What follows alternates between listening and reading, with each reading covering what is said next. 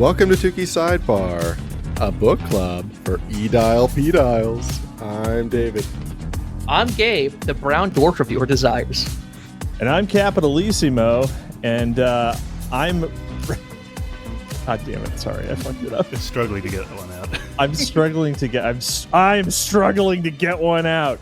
And joining us this week is Jack of Book Club from Hell. Yeah, the most lecherous of all the fantasy races. I'm Australian. Yeah, perhaps the grimmest of all the races we'll cover today. Yeah, good to have you on, Jack. I've been lucky enough to be on Book Club from Hell before. Gabe, new episode that just came out as of the time recording. I know Cap might be coming on soon, so we're in full crossover season. Yeah. The quality of guests just go downhill when you go to the sidebar. You called yourself the middle child, but fuck you anyways, Gabe. Actually, no. It's like Star Wars. The middle movie is always the best one. Well, and that doesn't apply at all to Book Club from Hell because, Jack, you guys do a great podcast over there. Hopefully, everyone that listens to this has checked you guys out already. If not, I really can't recommend it enough. What's your quick pitch before we dive into the topic we're covering today? On what do you guys do over Book Club from Hell? I know you have your writing as well. Yeah, quick pitch for Book Club from Hell. We read cursed and non-cursed books. We started out as a book club podcast where a friend and I will read a book, talk about it for an hour and a half to 3 hours. But a friend who shall remain nameless. Yeah, a friend named Levi. You don't want to let people know what your co-host's name is. No, if he wanted to do that, he'd be on here talking, not me. Yeah. I'm in control. He has become one with the blockchain, so he's no longer in need of an identity. Levi's dissolved into the proof of work algorithm. No, my friend Levi and I will talk about books that more often than not we select because we know we're going to dislike them. Over time, that's evolved into us picking books that are strange just for our sanity. You can only read the Turner Diaries and associated books so many times before you start having vile dreams. Yeah, and your OG name was different, right? Wasn't it like We're the Crazy Ones or something like that? You didn't choose Book Club from Hell for a while. Yeah, we settled on that one. We had a few names. Yeah, Are We the Crazy Ones? Poe's Law. We just kept running into the problem of having to explain to people what we were doing, whereas the Book Club from Hell is sort of self-explanatory. It's a book club where we just read retarded books. Wow, that's a really wise move. I wish someone else would make that decision. Yes, we our branding is absolutely wonderful. TOOKY'S Sidebar is so self-explanatory, so obvious, rolls off the tongue. Yeah, it really rolls off the tongue. What you're gonna get, and it kind of fits because we just do all sorts of random crap too. I mean, Slop Kings, fresh off the presses. Slop Kings 3 coming out soon. So already a third Slop Kings. Oh, absolutely. We're milking this thing. You are truly in the slop mindset. I'm so glad I'm not involved in Slop Kings. well, you're going to be the cameo in Slop Kings 3, Return of the Slop Fiends. Oh my God. All right. And Jack, we had a whole back and forth of what to cover together. Because when I was in your program, we did Program to Kill, the famous sort of paranoia parapolitics thing. Gabe, you covered some Hoppa stuff, and then what did we do together?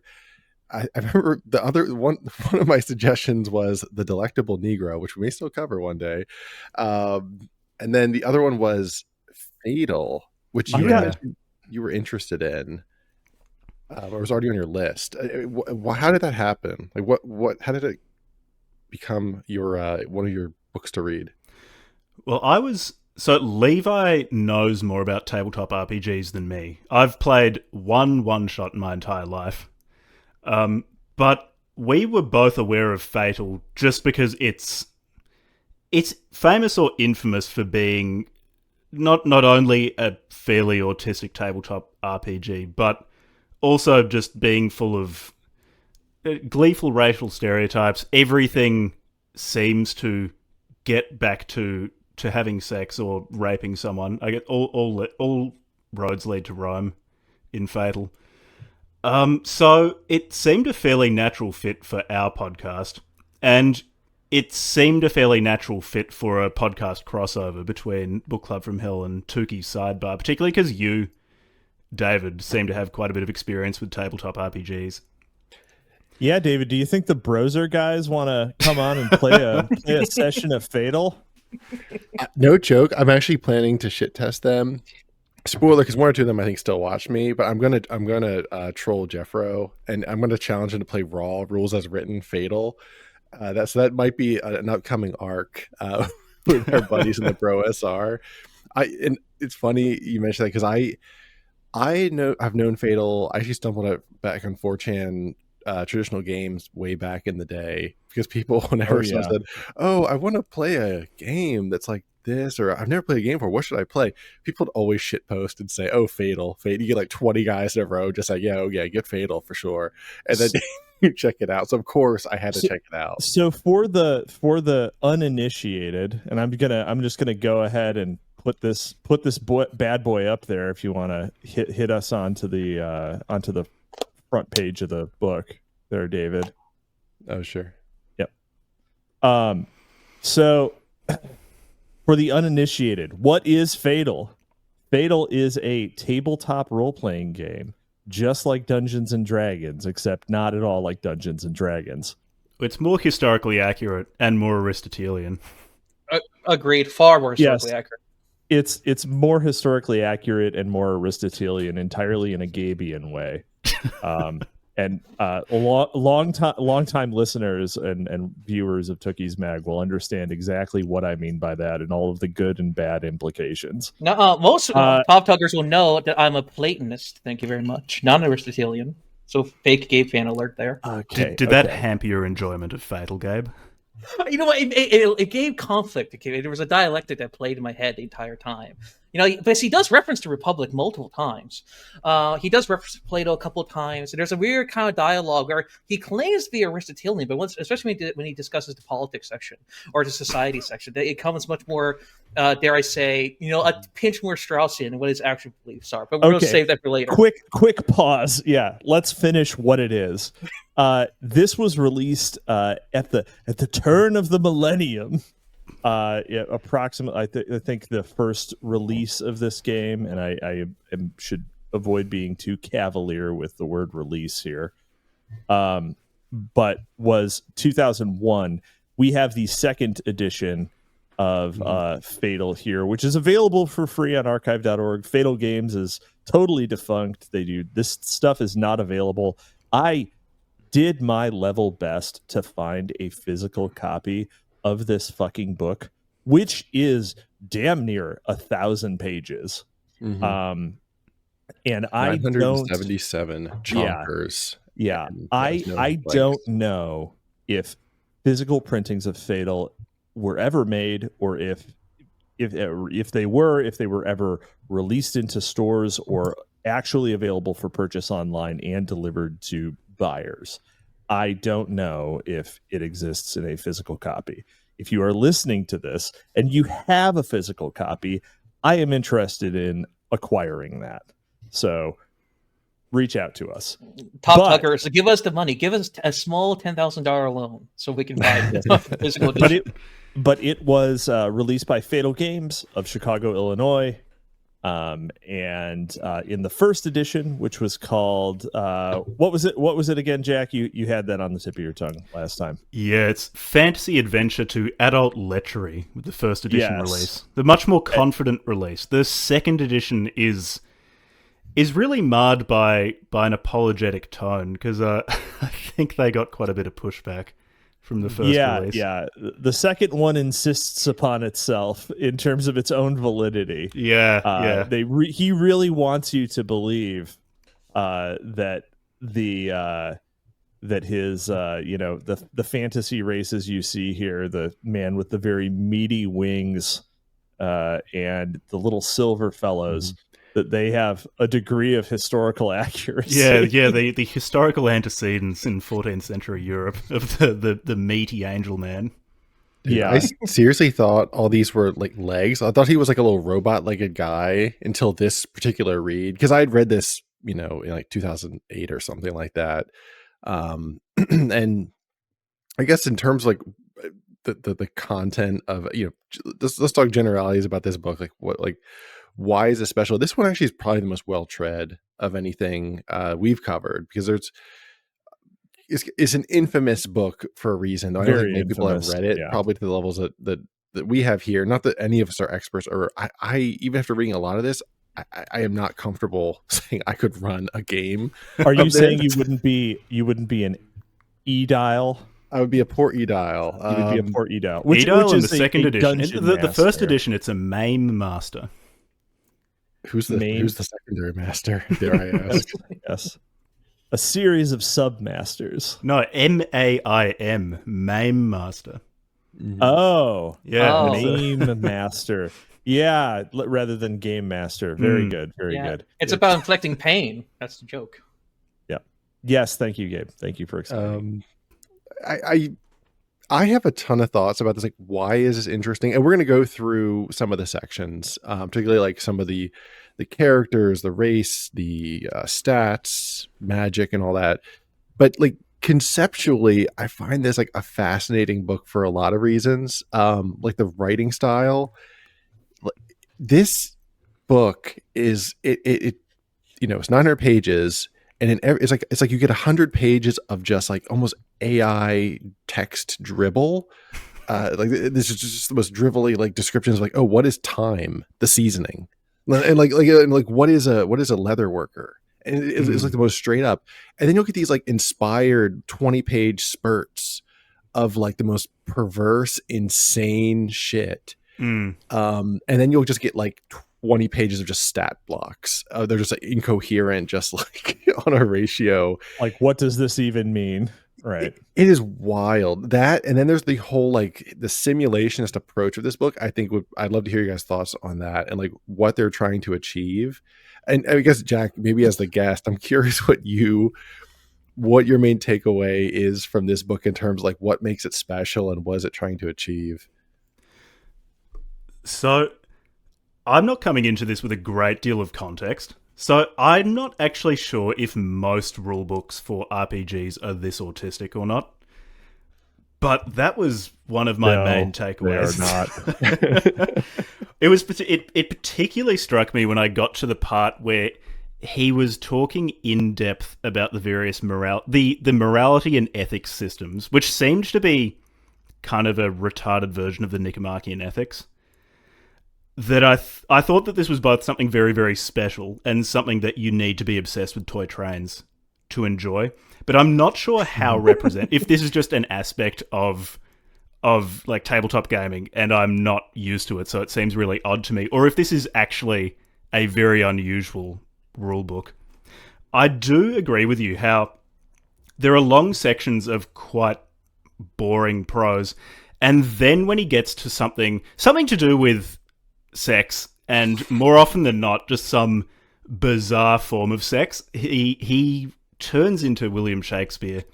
Like the descriptions of, you'll have a certain weapon that for a certain amount of time each day just desperately wants to have sex with a character, and it'll ejaculate into the character. That character will become pregnant and will give birth to a weapon of a similar sort that impregnated them, killing them in the process. When he's writing that, the prose is much more vivid and alive. It's a special text. There's also a lot of it. That's actually how Nancy Mace was conceived. Hence the last name. No. Never mind. I don't know. Sorry, I agree that it definitely requires a certain amount of Australiatism to fully appreciate the granularity of the simulation here. There's the simulation, but the other striking thing about this is the difference between the first and second editions. How the first edition is very confidently F.A.T.A.L. It's fantasy adventure to adult lechery. The author, was it written by one guy or two?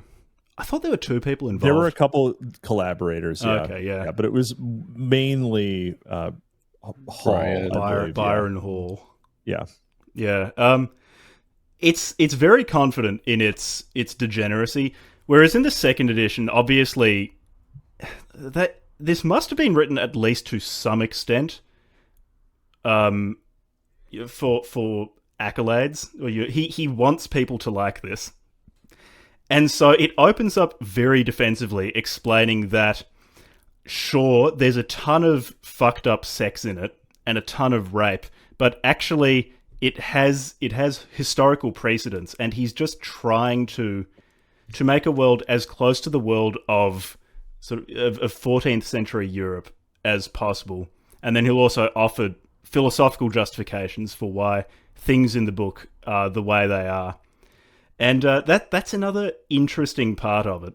If people are really, really interested in reading F.A.T.A.L, I would recommend at least skimming the first edition before going on to the second edition to give the text a bit more flavor and richness and see how it evolves over time.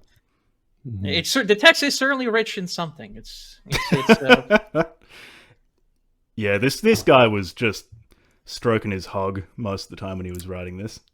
And I know, Cap, you know a lot of game rules too, but I mean, just my understanding, generally reading game rules, they always have a little bit of fluff at the start about what is an RPG. You know, it could be someone's first time, but the average game rule book, I would say, is closer to like 100 to 150 or so pages. With that'd be pretty slim.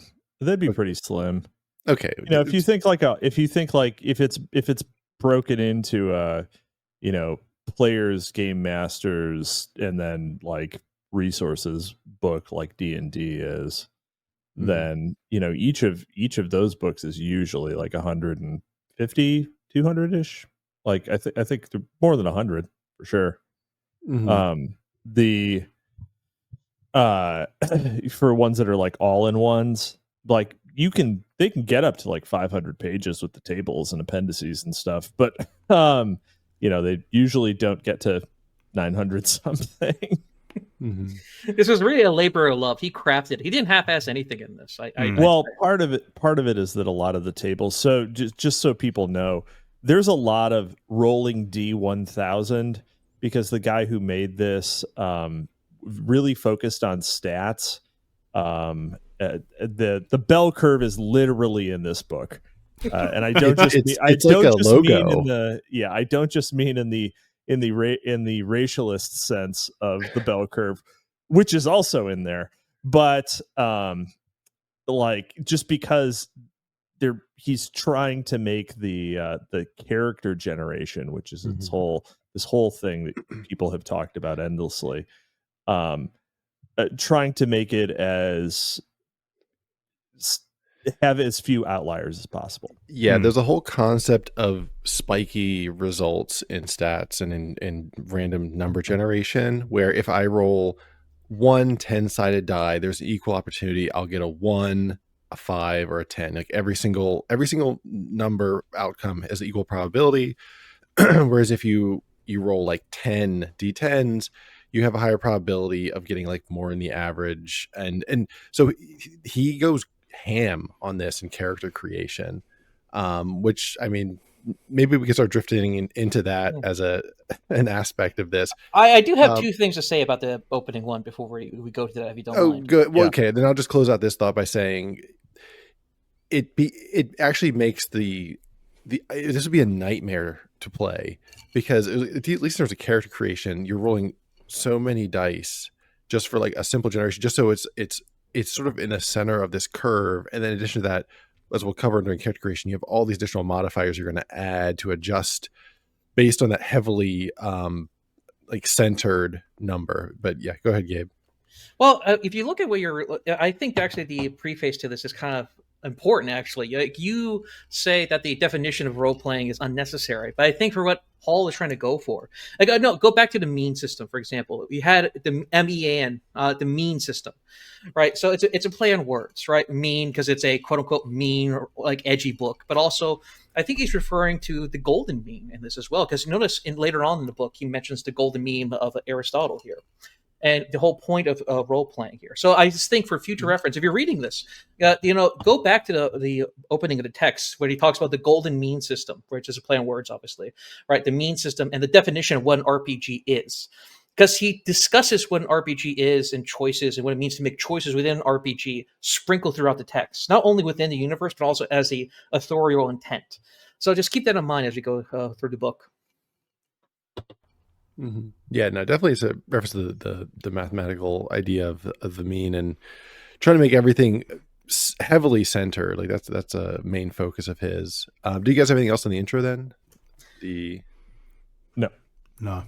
Let's fire away on character creation. Race and gender, everyone's favorite topic of discussion. Dude, hold on, I gotta pull this up. Yeah, I did note that That all of the fantasy races are hanging dong. Yeah, Except for the ogre. The ogre's dick is covered up by entirely by the Yeah. kobold. which ruined my enjoyment of this book. Yeah. Pick yourself. I'm clearly the bugbear. Mm. Yeah, me and my boys, dude. The Anakim is absolutely the OC. This whole OC do not steal. Yeah, absolutely. Well, it's the cover of the book, obviously. This whole set of characters is a nightmare, and it's one of those things where, hold on, can I find the stats? Okay, I don't want to read through every single one. Here it is. The racial Hatred table. Okay, hold on. We're really kind of jumping the gun on the racial hatred table, but that tends to happen on this podcast.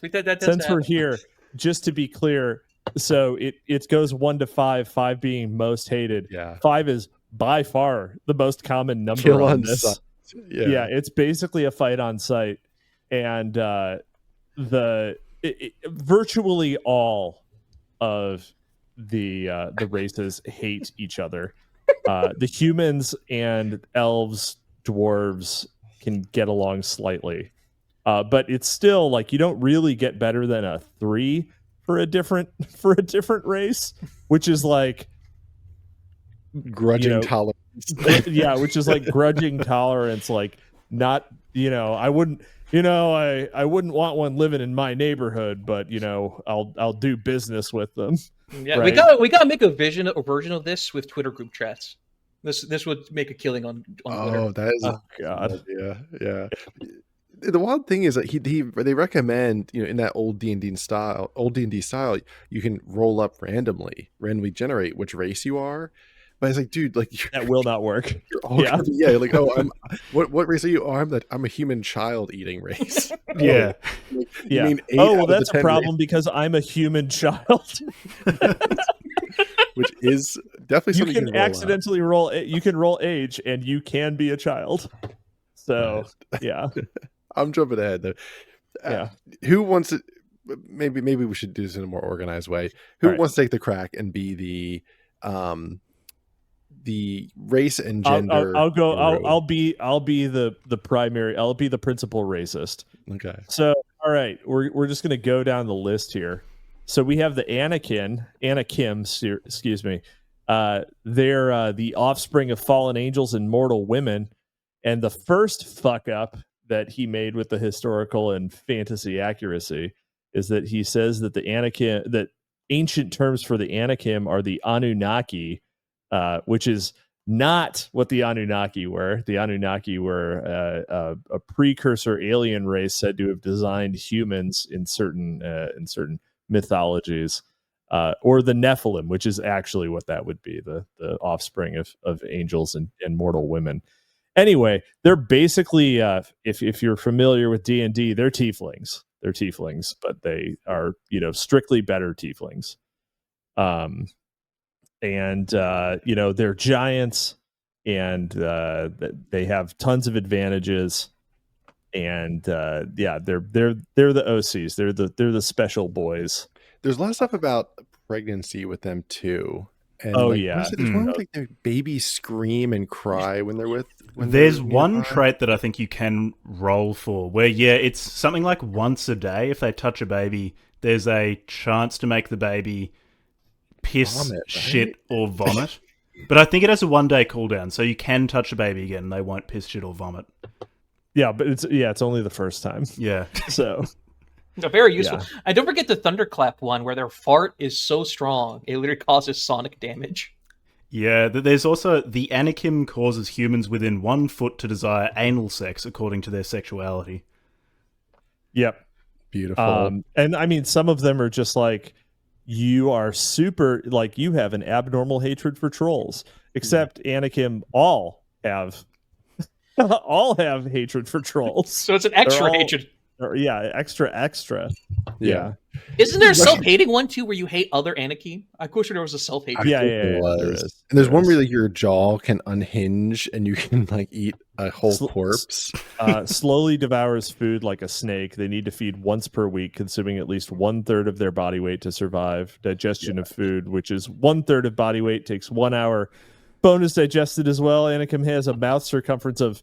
Yeah, do you see where I'm going with this? Here he is. The Anakim is addicted to vaginal or penile carrion. Once per week, the Anakim has the urge to kill the first member of the opposite sex sighted and feed on the previously stated remains. The Anakim may resist this urge by passing a drive check of TH22. And this chart actually is kind of our first real glimpse to what I was referencing about the simulationist aspect of this, where is like he doesn't trust you to have an imagination and come up with your own thing, and instead you have to roll on a 1D. Was this a 1D 100? Yeah, to generate some freakish trait. And it's like, dude, couldn't you just like skip this 3 pages of chart and just say, "Oh, come up with a scary, feature. Here's like 4 examples." but instead, it's like his play world, and I think that's one of the reasons this book is so effing insane. Is he has to like model all this out. It has to be just so. Of course, everyone's European, by the way, and everyone's my angel demons. And you have to, and this is like one of a million examples of this in this book. Yeah, the historical accuracy kind of wobbles. Like another with Anakim, I thought Cap was going to bring this. Like obviously, Anakim are based on the Book of Enoch with the the fallen angels or fallen quote unquote giants.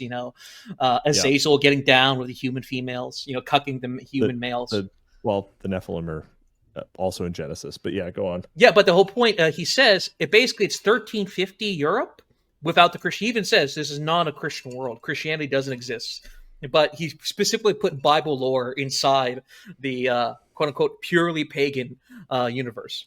Well, sure. And it's like, how accurate can you get when, you're adding these, you're adding giants that that only survive on human children.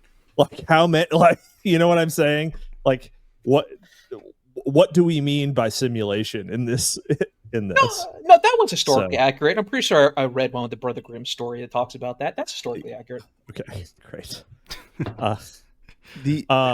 I don't want to go through every single race like point by point, but just another one that was cracked me up. It's actually not even in this section, but the bugbears. The bugbears are mentioned here, but they specifically mentioned that the bugbears are all slavers and that they have. I've never actually didn't realize this was a term before. Intercrural sex, thigh sex with human women. Like that's the only way they like to do it. Yeah, so they love paizuri. They're into it. Yeah. Well, of course, the word that exists in Japanese that we don't have in English. Actually, paizuri is a tit job. Just FYI, but yeah.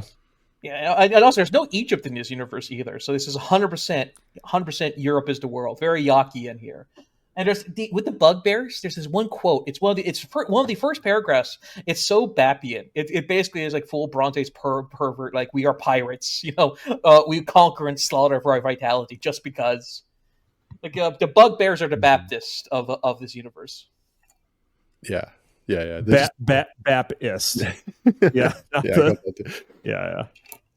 Just weird giant Vikings that just love slaves. Like actually, pretty much everyone just freaking loves having slaves in this setting, which I guess is historically accurate to some extent. Probably more slaves than in 13th century Europe, actually. Yeah. Probably significantly more slaves than 13th century Europe.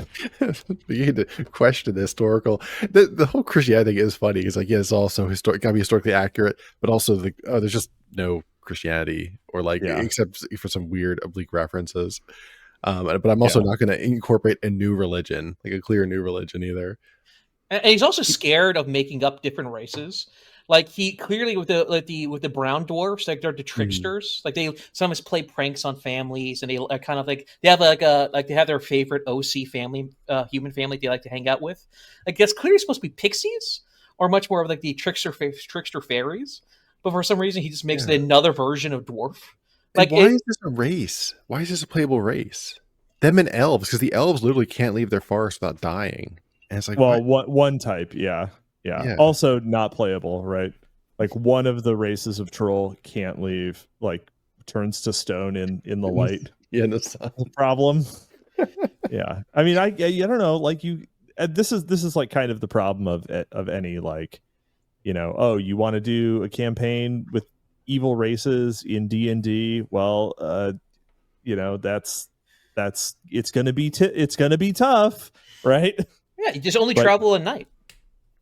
Yeah, you have to only travel at night, you're entirely underground the entire campaign or whatever. Oh, no, or you get your sex slaves to carry you in a coffin during the day. Then at Wonderful. night. Yes, yeah, you just make sure you have sex slaves. And Jack, was there a particular favorite race? Like, well, I mean, we're going to play a game, I guess, just to be transparent. We're doing this as a prelude to our campaign, our crossover campaign with Book Club from Hell. Have you picked your race yet? Look, the ogres and trolls sound pretty... I'm not sure how well it would work. So ogres and trolls sound funny because they're really big, strong, extremely stupid, except for, I think, the subterranean trolls who just kind of want to live underground and keep to themselves. Mm-hmm. Just want to grill underground. So they sound kind of fun. I love this picture. But... yeah, the illustrations are very, very good. The illustrations in the first edition I have a real soft spot for because they're just shitty black and white photos of two guys like pretending to hit each other with knives. Second edition, they've got actual drawings. The drawings in the second edition are actually quite good. Like, I think that it's extremely comfy, like fantasy art. Yeah, like so. And 90% of them can be turned to Giga Chad memes. Like, you could see the Giga Chad meme here. Oh, yeah, soy Jack on the fire pit. Fund it. Oh shit, that might be the thumbnail actually. Oh my god! And the skulls of the soy Jack making the full ring. Sorry for me. I don't know, Kev. I didn't mean to ramble on. Did you have any other, I guess, really, like, sort of key race stuff? That's no, I mean, so you got elves of various flavors. They're dark elves, forest elves, light elves. Light elves are the light and dark elves you could actually do something with. Forest elves you're fucked on. Mm-hmm. There are several flavors of troll, several flavors of ogre, several flavors of dwarf. Just Cliff one ogre. human. Shout out cliff ogres. Yeah, they just fuck people up on cliffs. That's all they do. They love significant changes in elevation. Yeah, that'd be a fairly one-note campaign if you're a cliff. You're chilling on the cliff one day. Anyone come by? Nope. All right, next day. Yeah, the humans, notably. Okay, so a couple things. Kobolds are manlets. You don't get fantasy, or sorry, you don't get like Japanese style dog kobolds, and you don't get Blizzard style Blizzard and D&D style lizard kobolds, and you don't get actually fantasy, historically accurate kobolds that were essentially like miners, like dwarves. They were dwarves. Kobolds are dwarves in traditional fantasy. Instead, they're these silver-skinned manlets who like don't have a particular affinity for anything other than slavery and being an asshole. Oh, I think they like mining. Be generous to them. Yeah, they are okay. So they do like mining. They do, yeah, yeah. So they like mining and slaves. That's what they're into, and they're really sensitive about being short. They make people walk around on their knees so that they're not standing above them.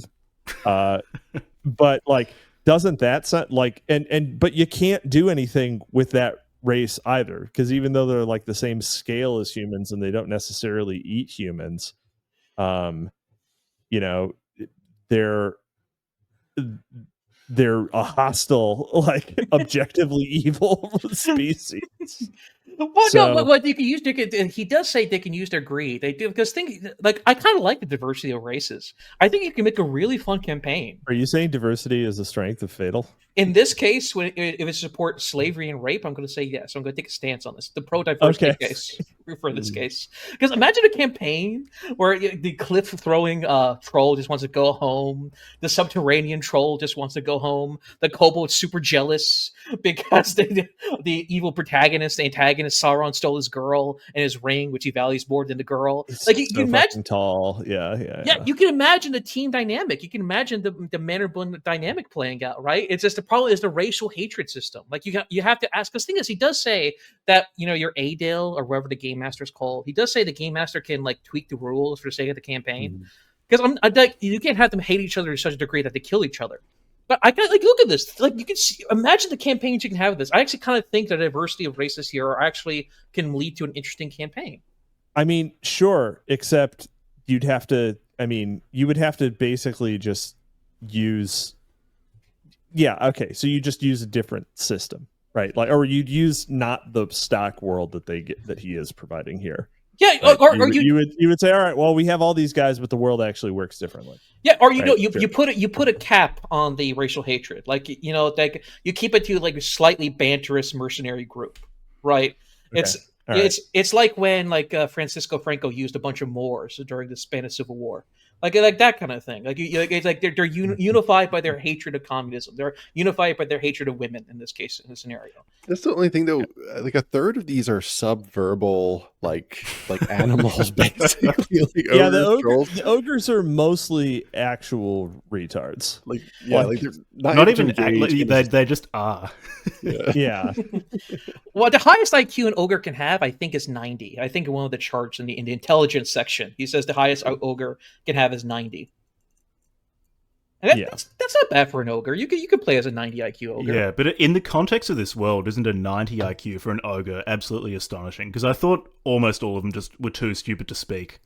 They have no religion because they've never even considered anything beyond throwing people off cliffs. The Kinderfresser, the child eaters, are the ones who can speak. They can speak because they have to lure children with their sweet voices, as demonstrated here.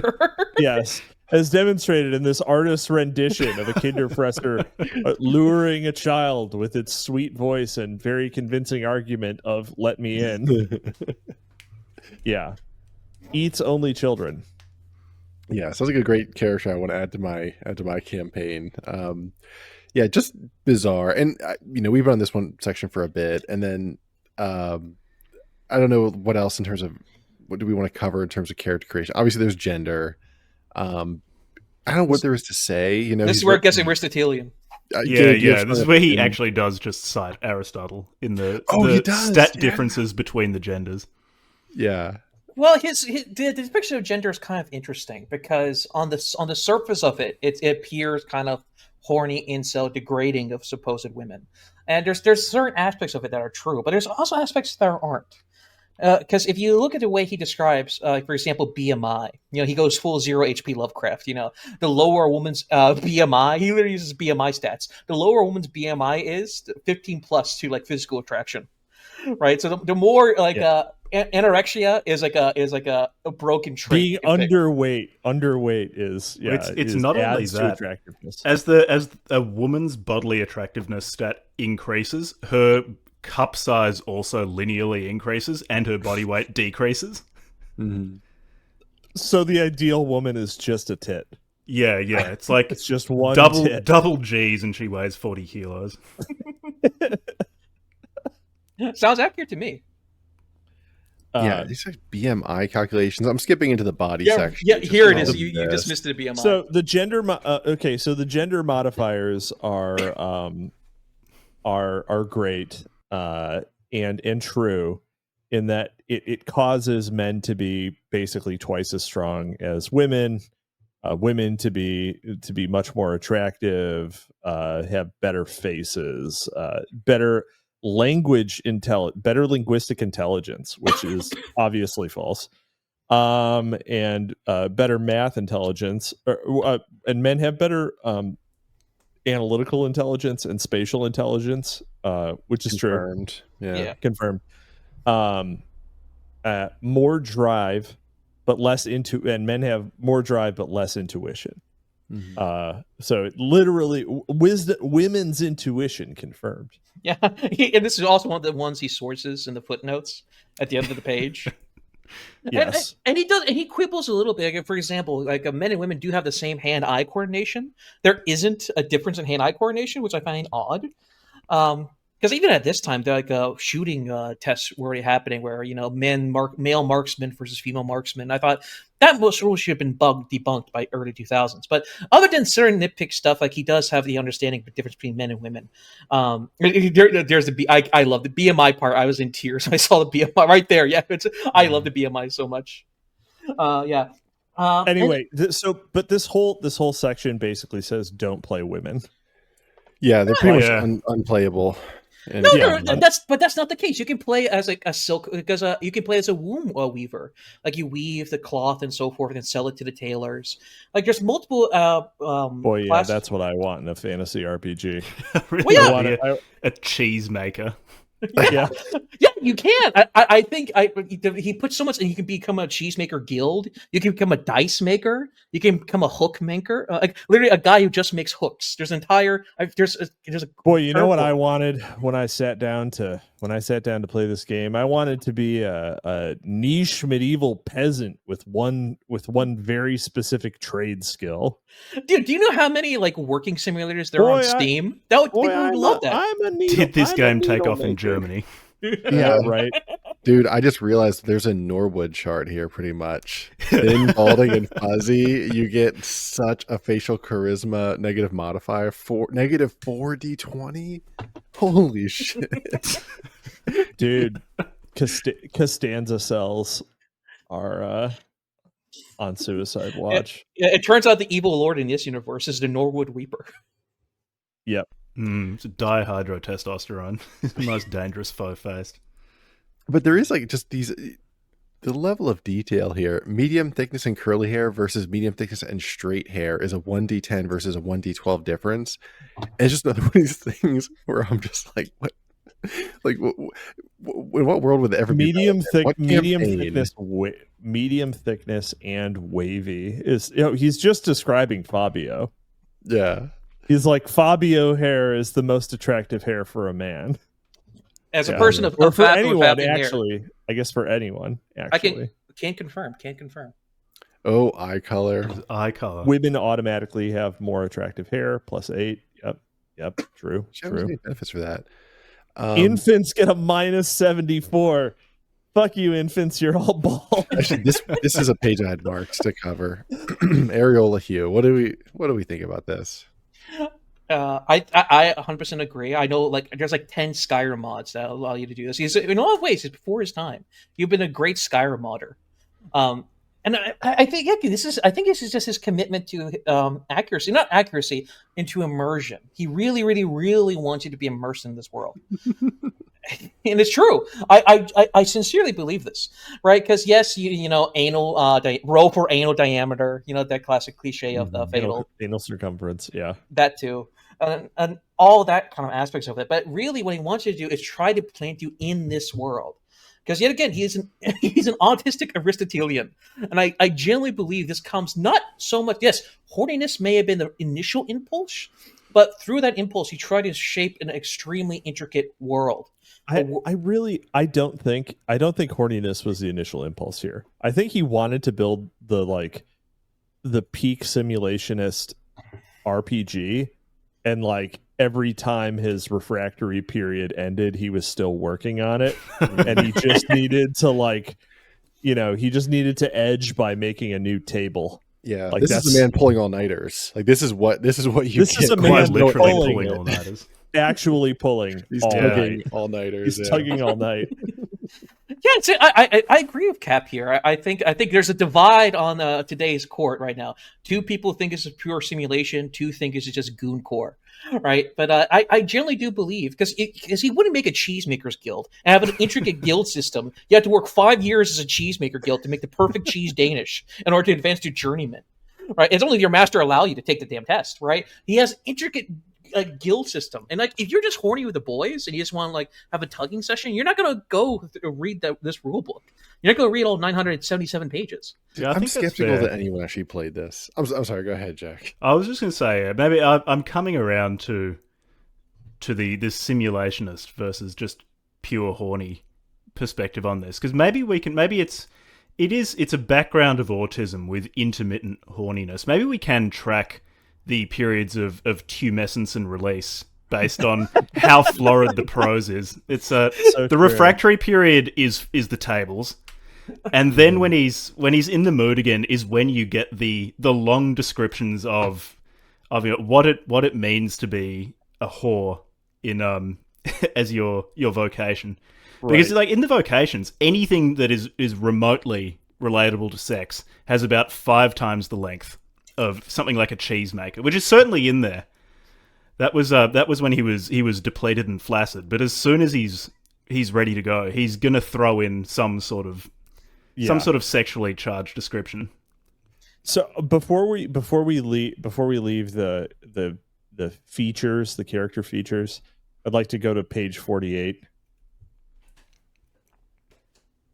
if you could, and just pull out a couple the physiognomy things here. table.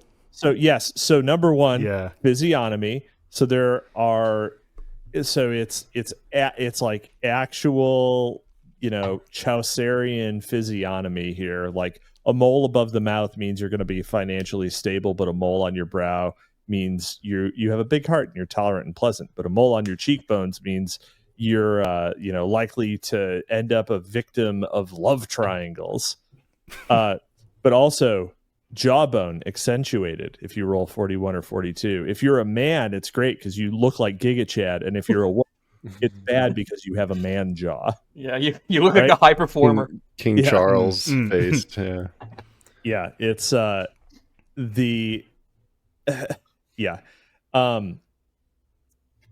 so he's what the fuck is that called when you joking? He's a joking mewing? No, mewing. Yeah, sorry. Yeah, he's a mewing respecter in this one. Yeah, but it's just like this complicated like medieval physiognomy chart that gets randomly assigned to the facial features of the character. Mm-hmm. Just imagine. Well, actually, I don't have to imagine. I meant to pull this up a little bit earlier. Let me just double check what page we are on. 846. I want you to imagine we're all sitting down at a table to play, and this is your character sheet. This is page 1 of your character sheet. Like reminds me of Fear and Hunger. Right? This is page 2 of your character. Yeah, it's just a fucking nightmare.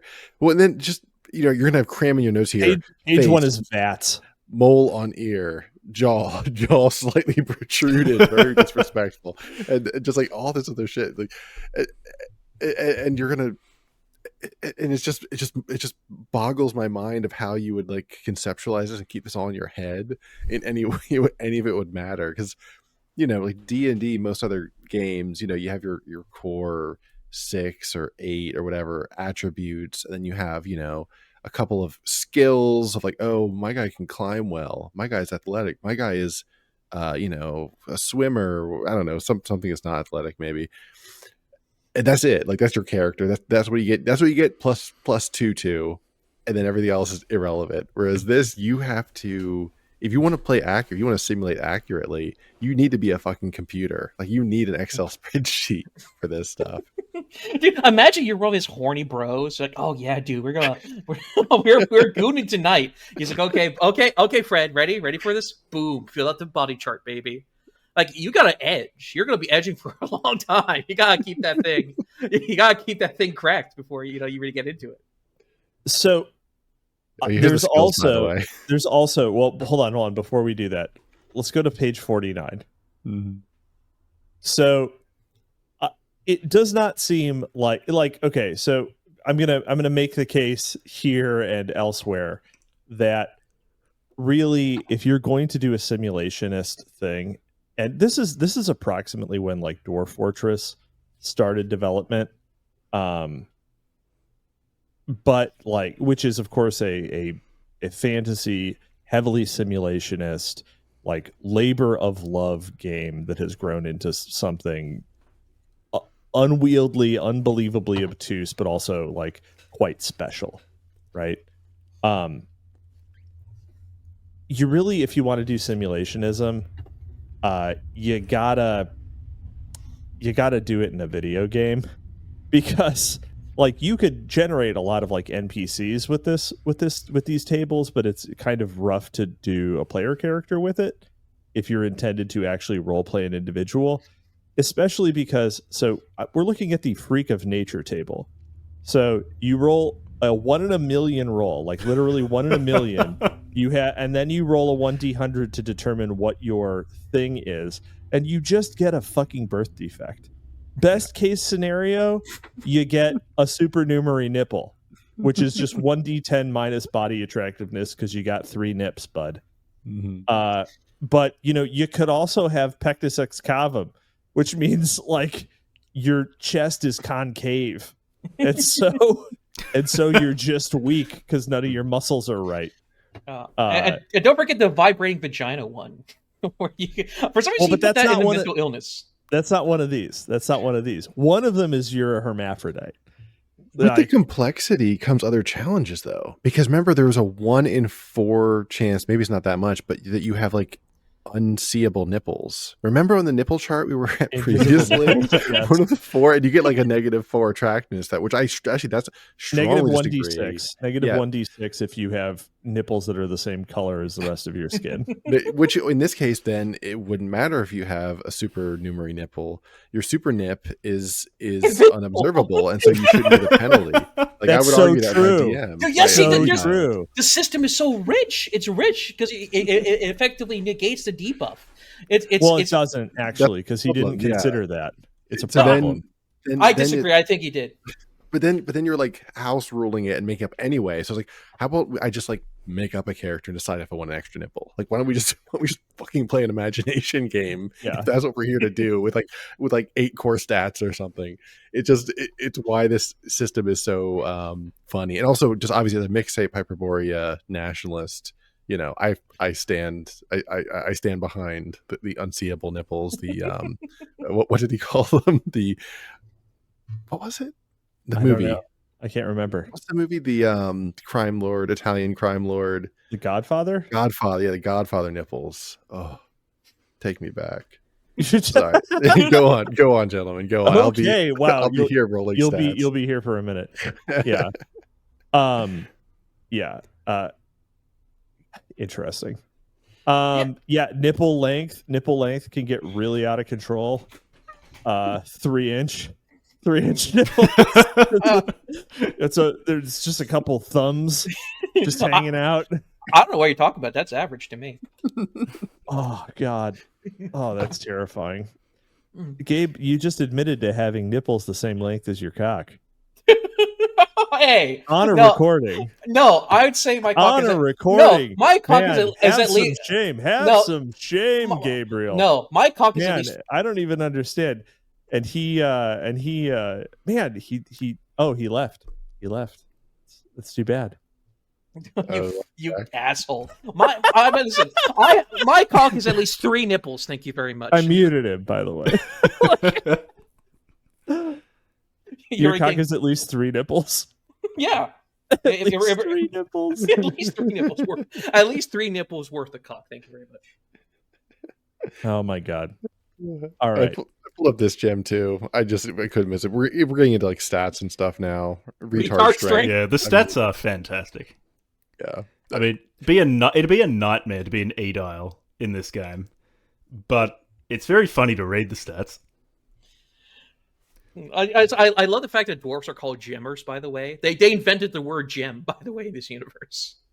The thing is, the slur table, there's not enough slurs, by the way. He's slacked on the slurs. There's been much more invented slurs. Because I think the demons Anakims just call human women hourglass, which, tasteful. But one of them calls human males. I think the bugbears call human males skin suits or something, skin bags or something like that. Or meat bags. One of them there is knuckle draggers. Knuckle draggers is what they call one of the trolls. in terms of slurs. I mean, but that seems like, if you just have what are essentially, like, if you just have what are essentially like giant dangerous hominids, right? Which is what ogres are. Like they're too stupid to speak, but they're vaguely primate shaped. Why do they get the same? Why is it considered a race? Even actually, yeah, this should just be a monster sheet. Like it's just a monster. Like with like hit points and like strength or some shit. And then, it's mind boggling. We just landed on the bell curve meme, by the way. Yeah, no, I like that. Which is again another reason why this is insane. Is it's just so way towards the center, but in a clumsy way. We got to roll. Yeah, I forget the exact math, but you do literally have to roll dice. It's like 100 times plus, or 200 times or something. It's like ridiculous to generate because it's 10 d10 for every single stat roll, and then you're like adding those up or averaging them, and then so it's like the amount of like paper and pen math that you're doing is intense. Oh, it's extremely intense. Like how many dice do you have to actually have? You were trying to do a real life version of this. Like, how many dice do you have to have at least 10 of just the d10s. Just that's like that. That's like you're going at like slow speed. God help you if you have one d10 and you're rolling it 10 times individually. Oh my god, dude. Yeah. Whereas you can just you could auto generate all of this stuff, because most of it, if you're just going to do like you could just make all of these things apply, right? It's like there's no reason a person should ever do this manually. Now disposition, this is where it gets really interesting. Right, disposition chapter 4 is where it's at, and I think this is where it splits the fan base of Fatal is the dispositions, because this is where he gets into the heart. Literally, the heart is on the damn page. The heart of Fatal right here, which is the conflict between ethics and morals. This is where it gets really, really fascinating. It's where he lets his IRL opinions kind of leak through into the text.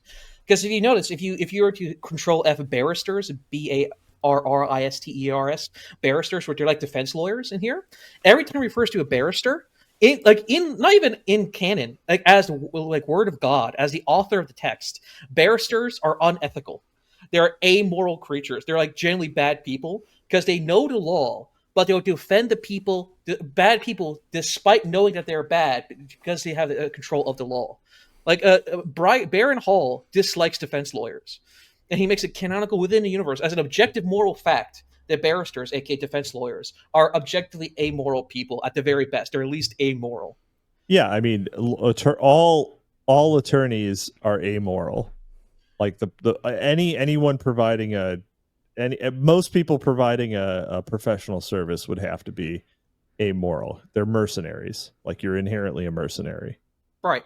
Yeah, and this is where it gets super interesting, because you can look at the footnote here. He even references Plato and Aristotle here, and this is where it gets much more Platonic, because his vision of morality is very, very. Because he even goes later on within the next 100 pages, page 100 to page 200. Let's see. I was just rereading one of my favorite parts.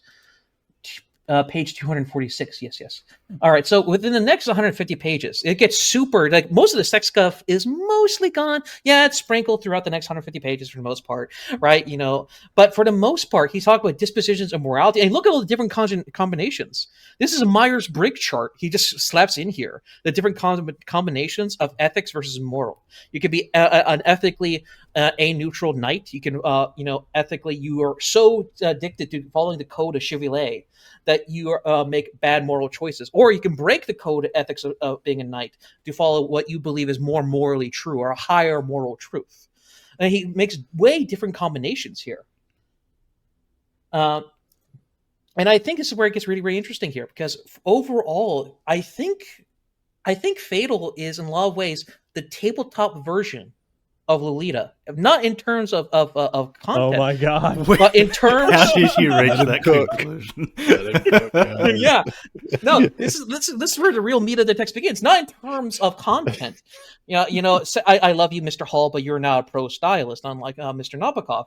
But in terms of the reception and the duality of the text, if you read something like Lolita or Pale Fire, Pale Fire is a text that's supposed to be a hall of mirrors, right? You're supposed to investigate the text and have multiple interpretations, play around the text. With Hall here, because even before you get the sex stuff, he preloads you what is the Aristotelian definition of an RPG. What does it mean to make choices within a game? And here is his whole disposition towards ethics and morality here. This is where he becomes very, very, dare I say, Dave, your favorite philosophy, he becomes didactic, right? Fatal is not an amoral world. It is a moralistic world with a very strict moral code, actually. Because if you look, it's a fallen world, but with a very, very strict moral code. Because if you look at something like the Lord series, what is the first word ever spoken inside the universe? Go really? for it. Yeah, wow. Lore cells, right? In the universe, the first lore ever spoken is a demon, the first humanoid in the universe. It's not a human. It's not an Anakim. It's not a troll throwing. It's not the eating kids. Obviously couldn't be an Anakim because they're hybrids, but yeah, go on. Yeah, but the point being is it's actually a troll. It is a lowly debased troll, or an ogre, I think, is the first humanoid creature inside this universe. And a demon teaches him the first word of the universe. And that word is fatal. And fatal has two contexts within this universe, right? Obviously, death. He teaches the ogre the concept of death, but also fatal in this universe has two different meanings. It's the classic German thing where one word has like 100 different meanings, right? Fatal is death, but also fate. Destiny. This is a very, very on rails. You are destined to make certain choices. You have a destiny here. Right, and you have a very strict moral code. That's why he, not only to the physiological aspects, the corporeal aspects of your body is very exact and very detailed, but also your the opposite of corporeal, or spiritual aspects of your character are also very much intertwined with you. That's why he has every aspect, morality, government systems. He has a whole NRX level essay about different forms of oligarchy versus theocracy versus plutocracy, right? He goes throughout the text about this. Now, and this is where I think this is the best evidence I have is actually a footnote, another authorial god. Now, Dave, since you have control, if you would do me the favor and just to control F this, control F the proportion of dispositions. It's page 108. Yeah, of dispositions. No, it's a footnote. What? Yeah. No, here, actually, I'll just... Yeah, I'll actually, I think I posted in the Discord on Library. Cap, if you can get it. Yes, here it is. Here it is. This footnote right here. Go down. No, down. This right big one? Here. Yes. All right. One of y'all read this out. Right, because I think this is very much a key here. Jack, you want to do the honors as the guest? Let me just make it bigger on my screen so I can actually read it. Not full screen. All right, Gabe, which bit do you want me to read? The entire footnote. The blog. Yes. Yeah. Yes. You need a glass of water first. It's a big honker. It's important to the text. The proportion of dispositions for humans is accurate to an unpublished study in which a sample of 264 participants answered the disposition test, a computer program that may be downloaded from www.fatalgames.com. In 1999 and 2000, prior to the development of Fatal Games, or F.A.T.A.L, this program was placed on numerous websites for role-playing games. Participants were unsolicited and were asked upon running the program to email their responses to Brian Hall, the author of the questionnaire. The moral portion of the questionnaire is an attempt at making Aristotle's Nicomachean Ethics... Sorry, this is tiny on my screen. Yeah, I don't know. You can make it bigger. At matching Aristotle's... Oh, there we go. That's so much better. At matching Aristotle's Nicomachean Ethics. The ethical portion of the questionnaire is of secondary importance and merely became a tool for role-playing games. It is comprised of questions that measure philosophical views of Plato and Democritus. According to this test's model of Aristotle's system, few participants scored as moral, some as immoral, and most as neutral. The lowest score was for truthfulness. Although this study generalizes only to role players who use the internet, it indicates that few are moral according to Aristotle's Nicomachean Ethics. It is possible that these results represent all people, though further research will be necessary before this claim could be made. Either online role players or the human race leaves much to be desired. Mm-hmm. You see it, right? Particularly that last sentence, right? He is a deeply, deeply moral man. He's very judgmental when it comes to morals. Because you have the cover, and the first initial, let's say, name of the piece was something a little more graphic. But throughout the text, his relationship to barristers, his looking at knights, a good knight to be a morally in the universe. To be a morally good knight is to be chaste. You have to be chaste to be a proper knight. You're not rewarded with moral ethics. You're not rewarded. It's like a karma system, right? You're deeply, deeply disprivileged if you play dismorally. Right, if you, the mechanics disagree, the marketing, the exoteric view of this novel is pure edgy porn, just giving into your base desires. Well, through the systems, through this man's Hegelian-esque systems, you have to play as a higher freedom of role playing. Being ethical is actually harder to play through this entire game because there's so much temptation. Because you know you can. It's like the vaginal dimensions are already waiting for you. Yeah, and notice he has these multiple quotes in Latin, and this is nothing in the universe because it's in Latin, right? For this one, for example, "Video milore publicu ditoria securio." This one says, "I see the better course and approve of it, but I followed the worse." Right now, this has nothing to do with the lore. This is in Latin, right? He has in multiple pages. He has in bold text Latin quotes, and what he's trying to do is he's trying to exoterically teach the player to be the moral person, to ignore the sexual escapades. It's something you have to roll to drive. You have to roll to resist, right? Because why would you, if you want to be horny, why would you roll drives to avoid raping? So, right? So you're imputing here not only he's going on his own spiritual journey here. So he's struggling with horniness as his refractory period ends, and he's overcome with the need to create another florid piece about vaginal depth, right? Right.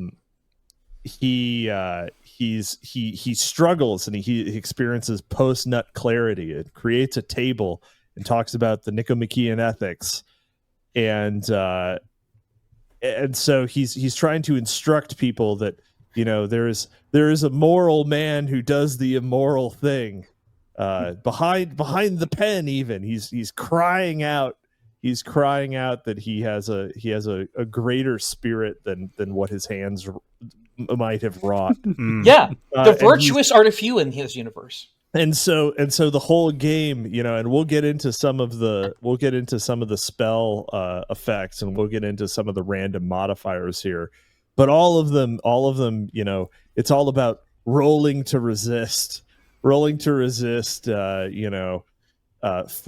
the next individual within 100 meters to have anal sex with you. Yeah, and that's really what life is about. Yeah, failing that mind control role, that self-defense role. Yeah, he's trying to get you to... Have you considered, though, that this might just be an effort to deepen the erotic? The erotic requiring something to transgress in order to produce its greatest effect. He's putting in all of these moral systems just so the sexual transgression is greater and deeper. Perhaps his cum mind goes even deeper than we thought it did. He's playing 5D taboo chess. Yeah, exactly.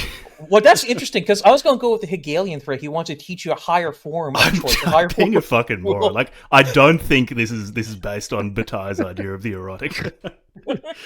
See, you're interesting. You're more of the French theorist. I'm more of the Germanic here. So it's an interesting kind of conflict here. You think he's trying to burn off the accursed share. Exactly.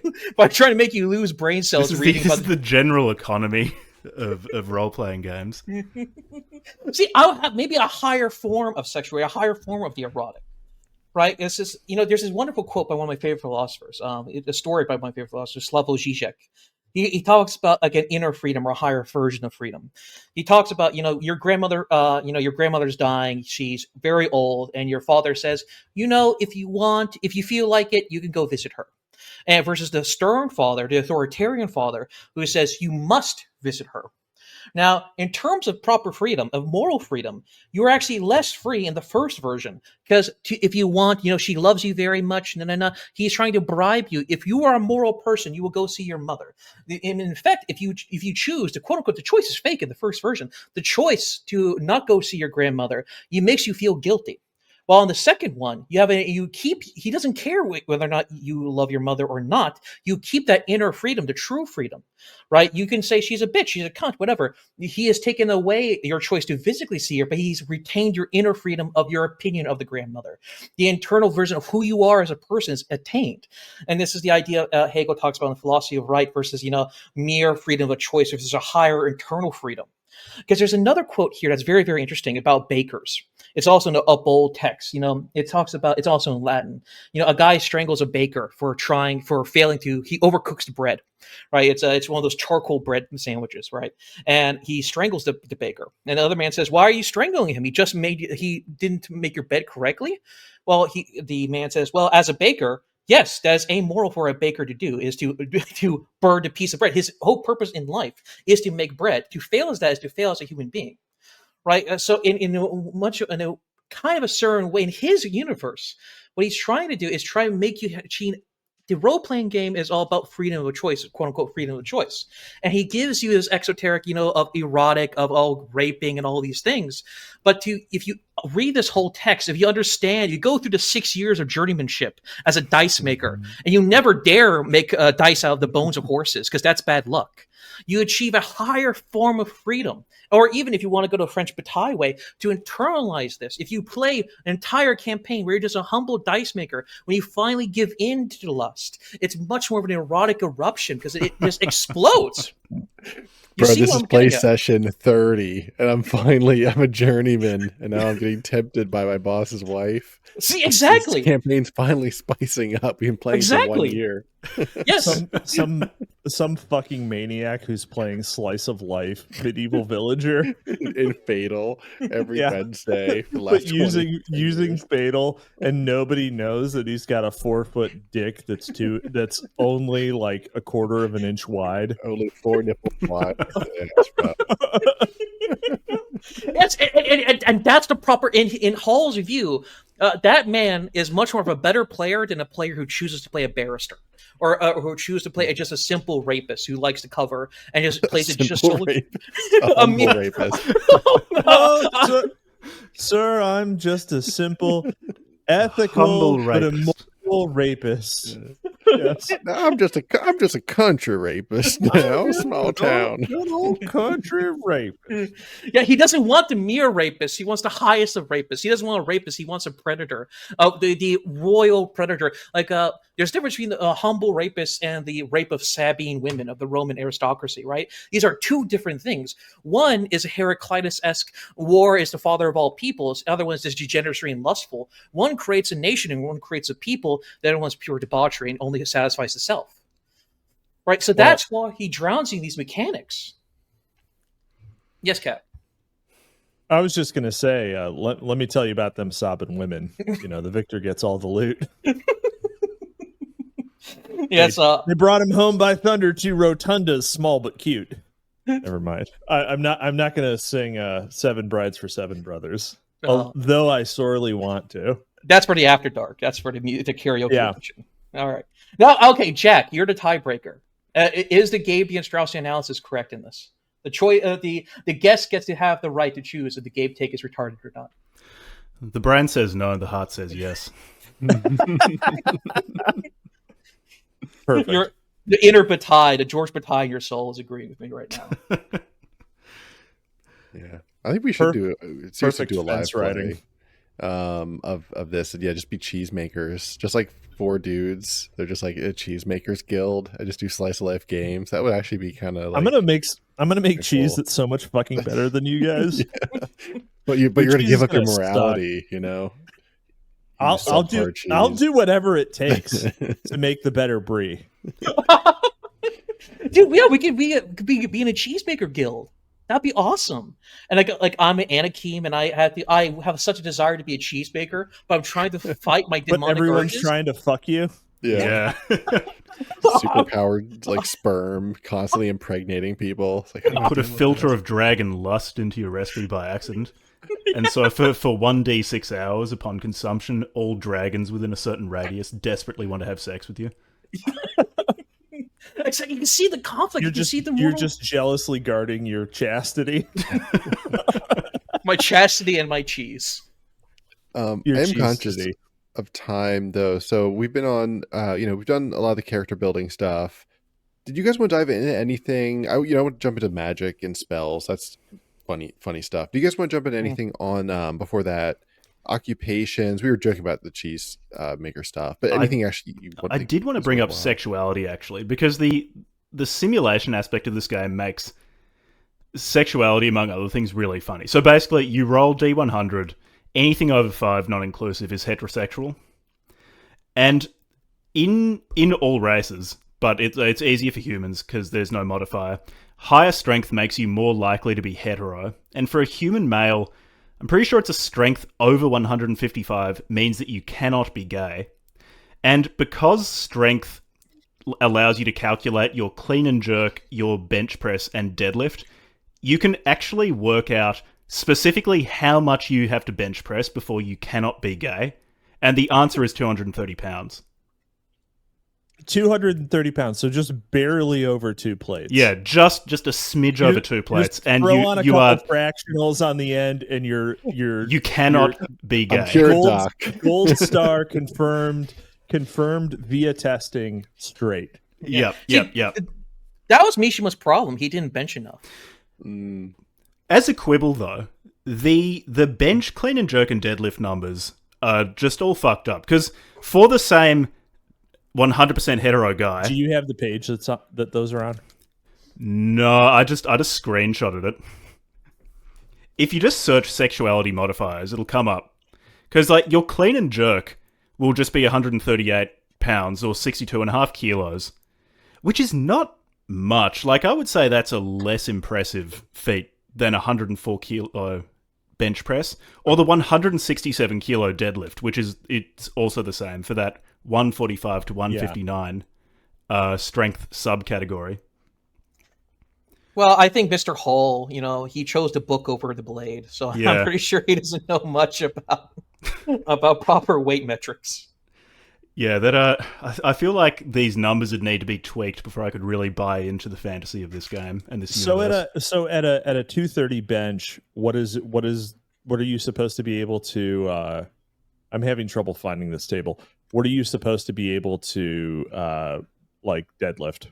Deadlift 368 pounds. Oh, that's crazy. Yeah, that's fucked. Someone who's not even at 4 plates deadlift at a 2-plate bench, that's crazy. That's bananas. No one would ever, like, you'd have to have actual like chronic scoliosis for that to be right, Or only elves and dwarves are gay.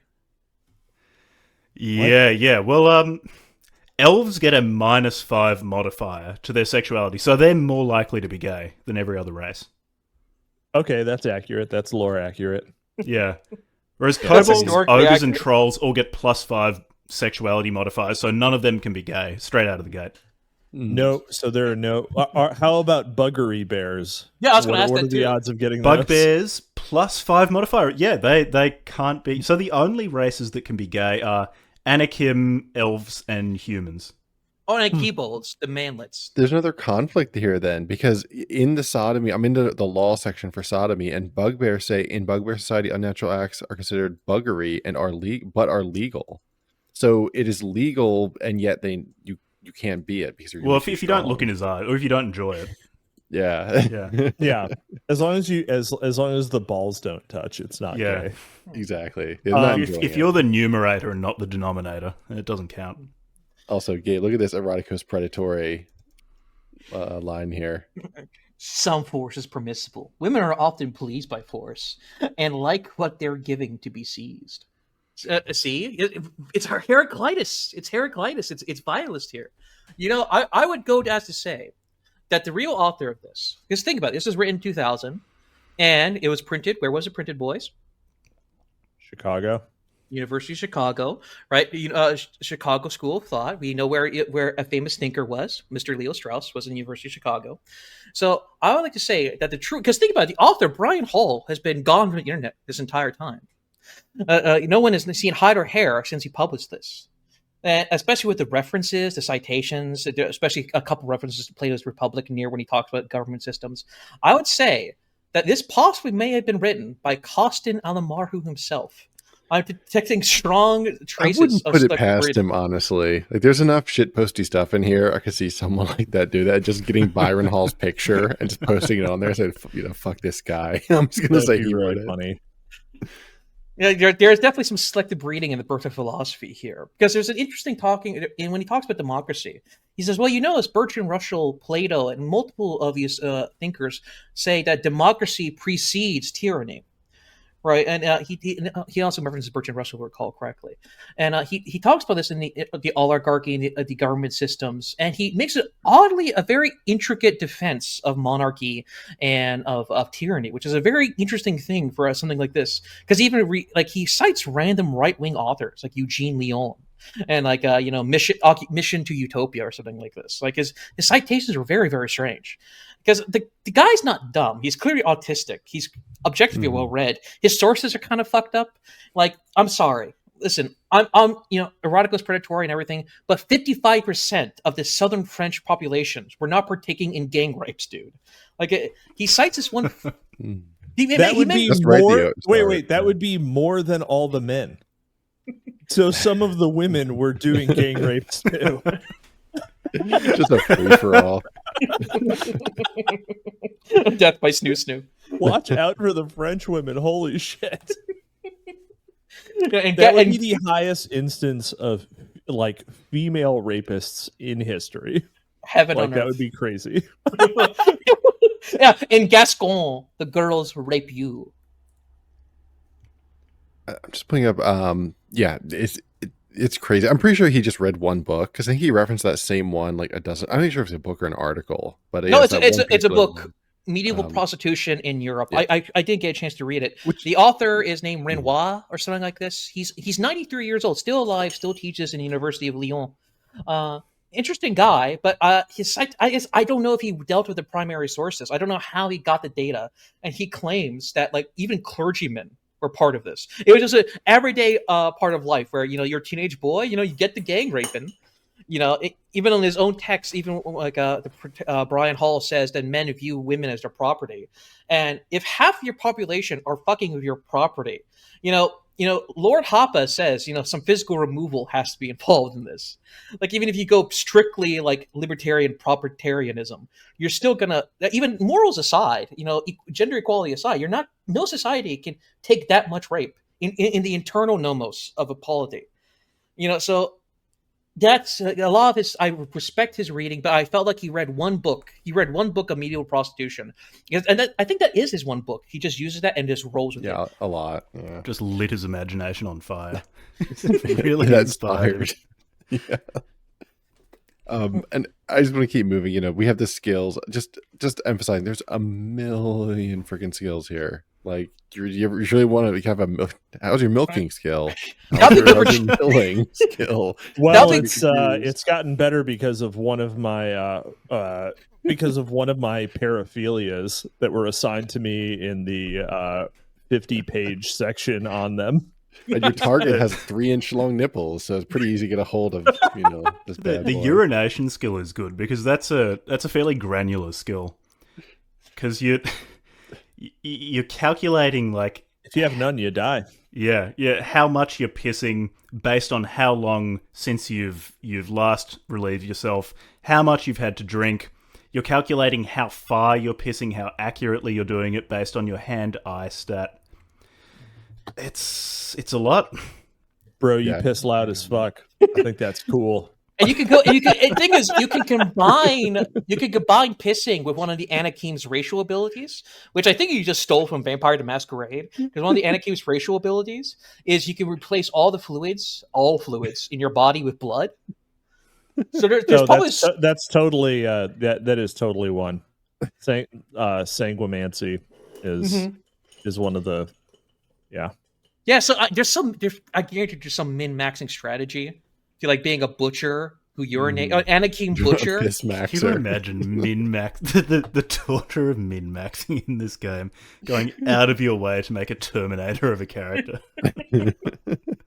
Just so you can flood every time max roll urination with the other Cheese Guild members have to watch. The best strats for maxing out your urination in Fatal. The fucking wizard. What's the best urination meta at the moment? WHIZZARD. The wizard, dare you enter my magical realm?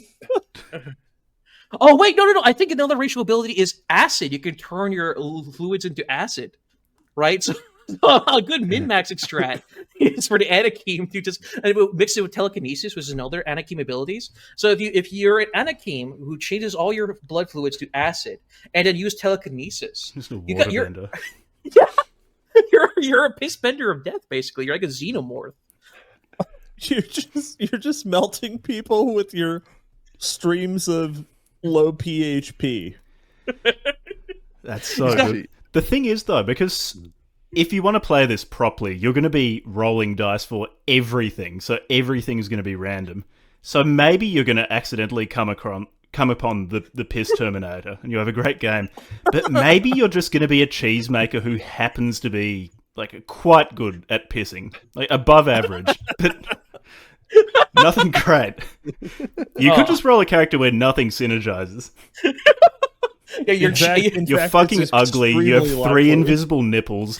Subpar at urination. You can spit well, though. Yeah, dude, it's the opposite of the stealth archer problem. There's a lot of build variety in here. There is a lot. I'll give him that. There is a lot of build variety in this game. It has the Arcanum problem, though, where the build variety is not equally strong, you know? It's like, oh, yeah, I went, maximum tech, and I went all into, like, therapeutics. It's like, oh, I can't do anything. This is coming from someone who didn't discover the pyro axe. You just used a pyro axe, and that makes the tech build a lot funner.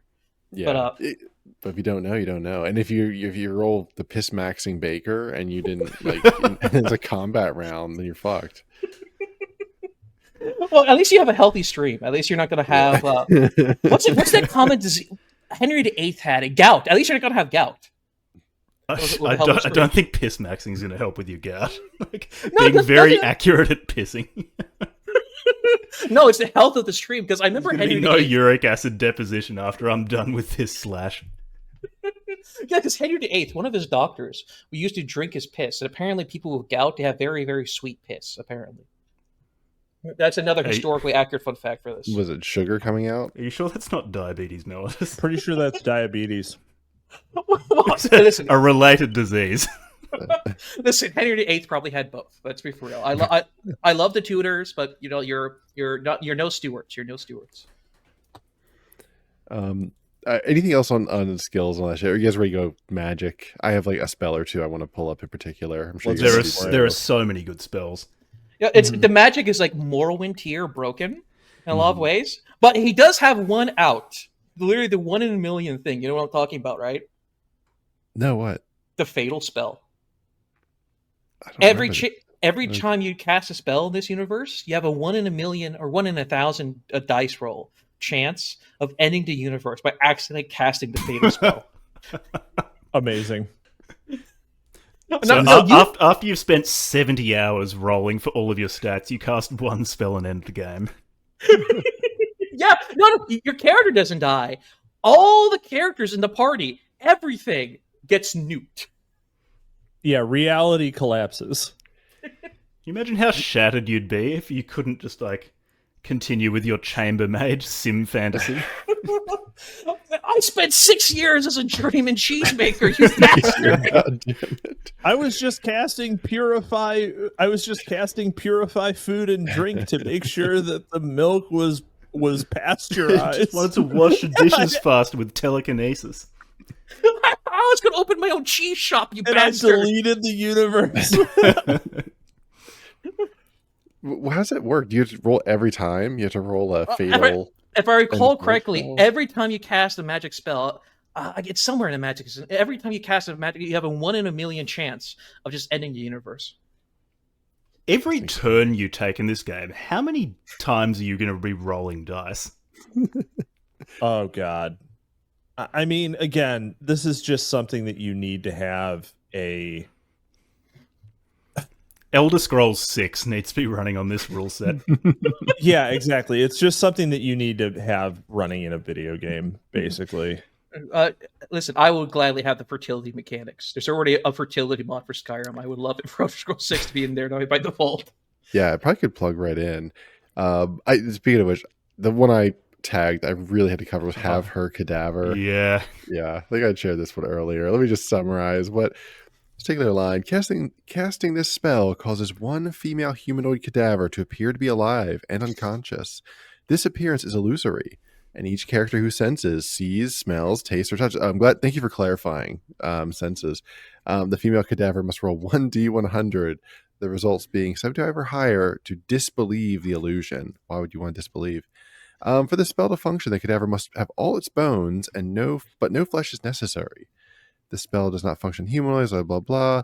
While the spell functions, the dead female will appear exactly as she did during her most fertile moment of her life. Let's pause there. What exactly did he mean by this? What is the most fertile moment of a woman's life? Are you sure this was written before Duck Cranker?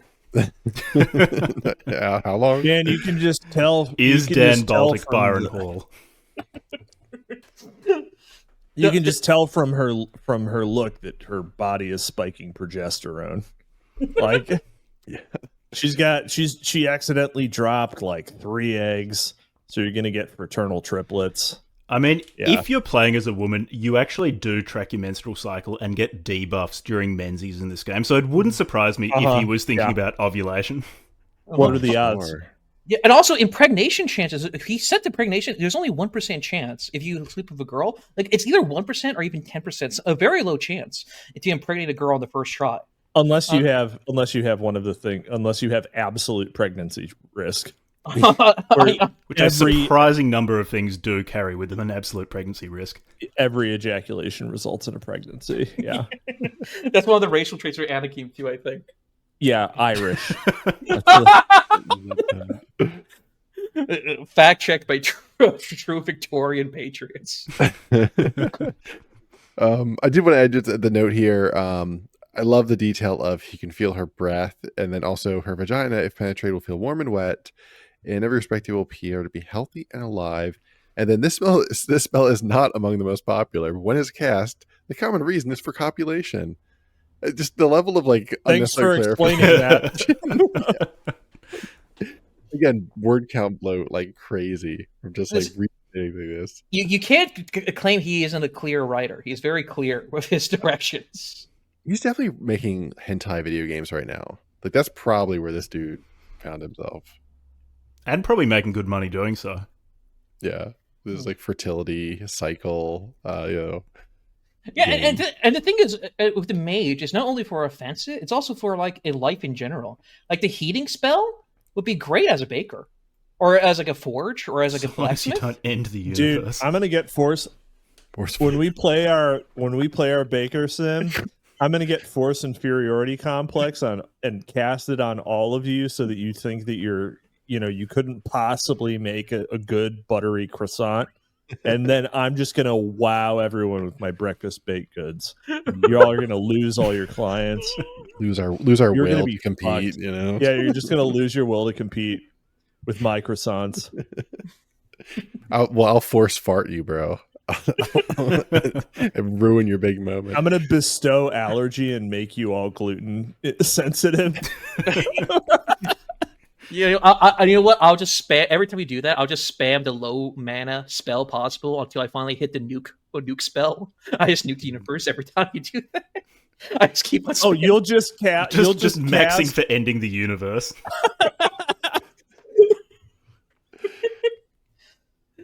Imagine a Klebold or what the underground universe, like this really shellfish one who's so petty. Like every time he something minor, like he just nukes the universe every time. And you just get the Elliot Roger kobold. Yeah. God. Actually, you know what? Well, what out of all your, if you were to choose like 3 people you cover to play Fatal with, who would you play with? Yeah, having brought up Elliot Rodger, I would probably pick him. If it's going to be Elliot Rodger, another person playing is going to have to be a woman. He wrote it. Elliot Rodger, Ayn Rand, because she was a sex pest, because Elliot Rodger's going to be uncomfortable around her. And then the third person. I mean, Evola would be fun because I feel like he'd enjoy the magic system, given that he was a magic enjoyer when he was alive. Bataille, because he did like to coom. Real nut buddy. Yeah, Spengler was autistic and probably would just unironically enjoy this. Dude, imagine a Spenglerian analysis of this. It would be fire. Yeah. Do you know how Faustian the top how of the trolls Faustian are? the spell that ends the universe is? All magic-wielding creatures striving forever upwards, despite the knowledge that they could at any moment end the universe, and carrying on regardless. That's the ultimate Faustian burden, dude. It would be awesome to play with Spengler. You wouldn't want to play with like Hoppa or like Savadina Moose because they'll just dominate the market. They'll just destroy all the guilds. And so you have to play with someone who appreciates the mercantilist system economics. Yeah. The magic system in this game is sort of emblematic of the game as a whole, in that some of these spells seem conventionally useful in the sense of an RPG. Like that they'll be able to fulfill some sort of combat role. I don't know if there's a fireball equivalent in this game, but something like that. And then some of these are just like inconveniences, like you give someone an ingrown nail, but in doing so you also have to roll dice to determine which nail it is. If it's on their hands or their feet. When it comes up to these guys trying to perfect their baguettes and they got to knead that dough, I'm giving them the ingrown nail. It's gonna be tough for them. You're gonna have to keep doing it because 50% chance it's just on their feet. They're just gonna be having to stand there all day kneading their dough. Yeah, I mean it's hard to be on your feet that long, especially when you have an ingrown nail. That ingrown nail, if it's really ingrown, it could get infected. They could lose a foot. Can't stand up and knead your dough, and you can't get the right leverage if you're sitting down. So I'm going to be the best baker if Bestow Ingrown Nail has anything to say about it. I'm still catching spells I missed. Sperm rejuvenation to refill your balls. Yeah. It's the blue chew spell. And then there's remove poison, which is exactly what you're saying, Jack. Like that's handy. It's like, classic D&D. I got bitten by a snake. Guys, defenestration. Casting this spell causes a creature or object seen by the caster to be ejected out of the nearest window. If there's no window within 100 feet, the spell fails. Oh, for true checks only.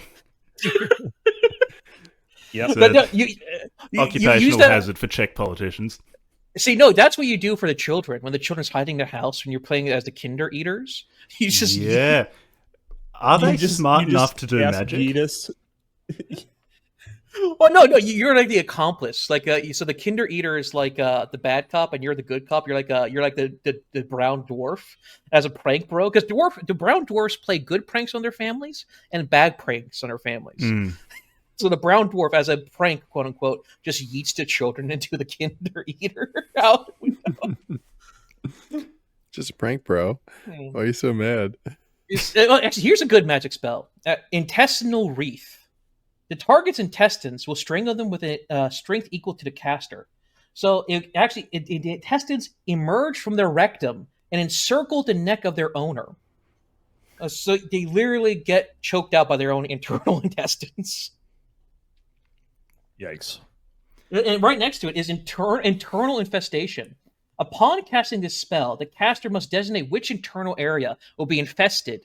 Possible abilities include, let's hear it, anus, mouth, stomach, vagina, or womb. Very accurate here. Enough creatures will be summoned to fill the internal area. The species of the creature summoned is determined randomly. Roll 1d100 and console the table below.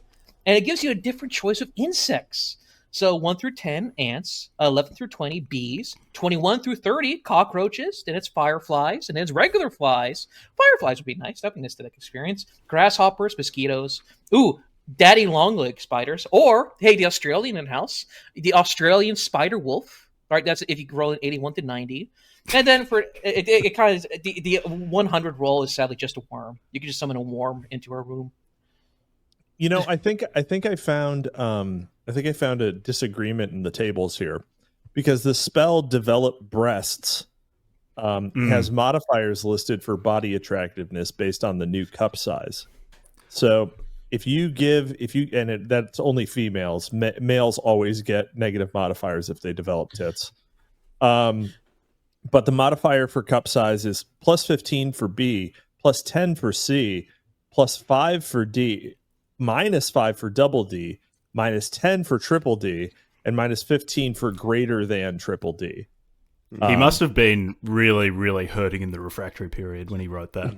No kidding. No kidding. But the thing is that previously cup size was directly correlated with body attractiveness for females. So, he did. But the thing is, not enough people played it to do a patch for this. Like, if enough people played it, he could have patched that out in the next edition. Yeah.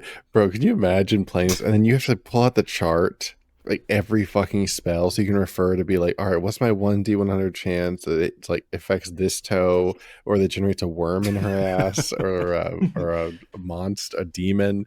And that's the other thing with this, just mechanics. I know we're just shitting on it, but I just see it in a lot of other games people make where they want to be really like deterministic, or like, I don't know, they frame it, and rather than trusting people just to create it, it's like people they want to simulate like a really specific thing. And this guy has such a weird mind that it just shows you, like, when you're we're trying to simulate that. Are you telling me that divination by means of a boy is a weird thing? Like where you get a living boy and then you have unclean spirits possess them, and then tell you immoral secrets through the mouth of the boy. Listen, that's just historically accurate pagan druidism.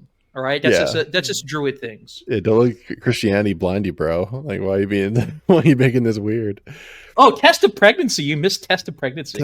They have. Yeah. Oh my God! Actually, he has the whole chant in here.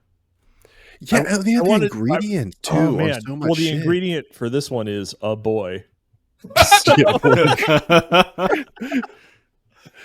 One boy never consumed by Kinder Eater, whatever. I call upon you, inhabitants of chaos and Erebos, of the depth of earth, watchers of heaven, of darkness, masters of things not to be seen, guardians of secrets, leaders of those beneath the earth, administrators of things that are infinite, those who wield power over earth, servants in the chasm, shudderful fighters, fearful ministers, inhabitants of dark Erebos, coercive watchers, rulers of cliffs, grievers of the heart, adverse demons, ire-hearted ones, Bithurara, Asoemara, Othura, Mororor, Aflau, Mandarararo, So Mararo, reveal concerning the matter that I am considering.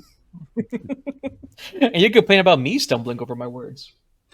I didn't stumble over any of that gobbledygook. And you're telling me this man was in it just for love of the game. That's see, the details on the magic. Dude, being a wizard would be so fun in this. I'm just saying, two pages after that, you get ejaculate blood. see, that's where the anarchy metagame comes in. Been listening to a bit much Cannibal Corpse there. Yeah. Actually, you know what? I want to fuck. I am tempted, instead of being a cheesemaker, being a wizard, but like just being like the plastic surgeon of wizards, where I just set out increased breast size to all like the bath maids. I dominate the bathhouse economy because I have the bustiest broads out there in terms of bath maids. Do you guys have any other specific spells? I think the only other thing I wanted to cover warfare I thought was super interesting in that he has this mass scale combat, and he has like a really he has an end focus warfare, and it's like a really simple, easy. And I was like, what am I reading? Is this the same book? It's just like you just like generate. I forget what it is exactly, but it's like you have you can like condense every 100 units into a mega unit basically, and you roll really basic ass combat. And then of course there's like a massive, far more detailed version of it if you want to have like a war game addition to this, which was kind of neat. They get like everything else like it's way too detailed, but I was just shocked they had that. And then after that it's just appendix. Dude, imagine the minifigs for this. The figures. Yeah. Oh yeah. Dude, they would just be Kingdom Death Monster. Well, actually, remember, I have an idea. I have a business proposition for you all here. Think about it. The copyright on F.A.T.A.L is out, and since why would that be true? I don't think that's true. I think the copyright on F.A.T.A.L is no more. Why? He hasn't maintained the IP property. So what? It came out 25 years ago. It might be abandonware, but he still has a valid claim on it. Well, listen, one of the YouTubers I saw that talked about this said that it was now open source, or the copyright expired. You want to steal? You want to steal it from him? Listen, we can make our own mini. You want Passage Press to put out the next F.A.T.A.L rulebook? You want F.A.T.A.L 3? Yes, dude. Yes, Passage Prize. Right, the next Passage Prize. Like they have their own mini. The next Passage Prize, I'm submitting the F.A.T.A.L rulebook to under the name Jack B.C. Anyways, the figurines are definitely Kingdom Death. It's just that's all they are. You don't even need to look. I'm trying to make us money off of a book channel that nobody watches. Damn it, that's not slub oriented. Yeah, I mean, yeah. So totally, yeah. Let's do it. Let's take this thing that is incredibly cumbersome and cursed and steal it for no reason. No, because think about it, people are leaving Warhammer, right? Because or should I say Wokehammer? Wokehammer. And what they really want is F.A.T.A.L. Okay. First off, no, they aren't. Second off, totally different style of game. Not related at all. Wouldn't even a little bit be a similar play style or world. There's this rule set here, though, Cap, at the end. Like, if we take this, and this is actually the more straightforward one, this Warfare by Time unit, where you can condense units and then you can have a warfare.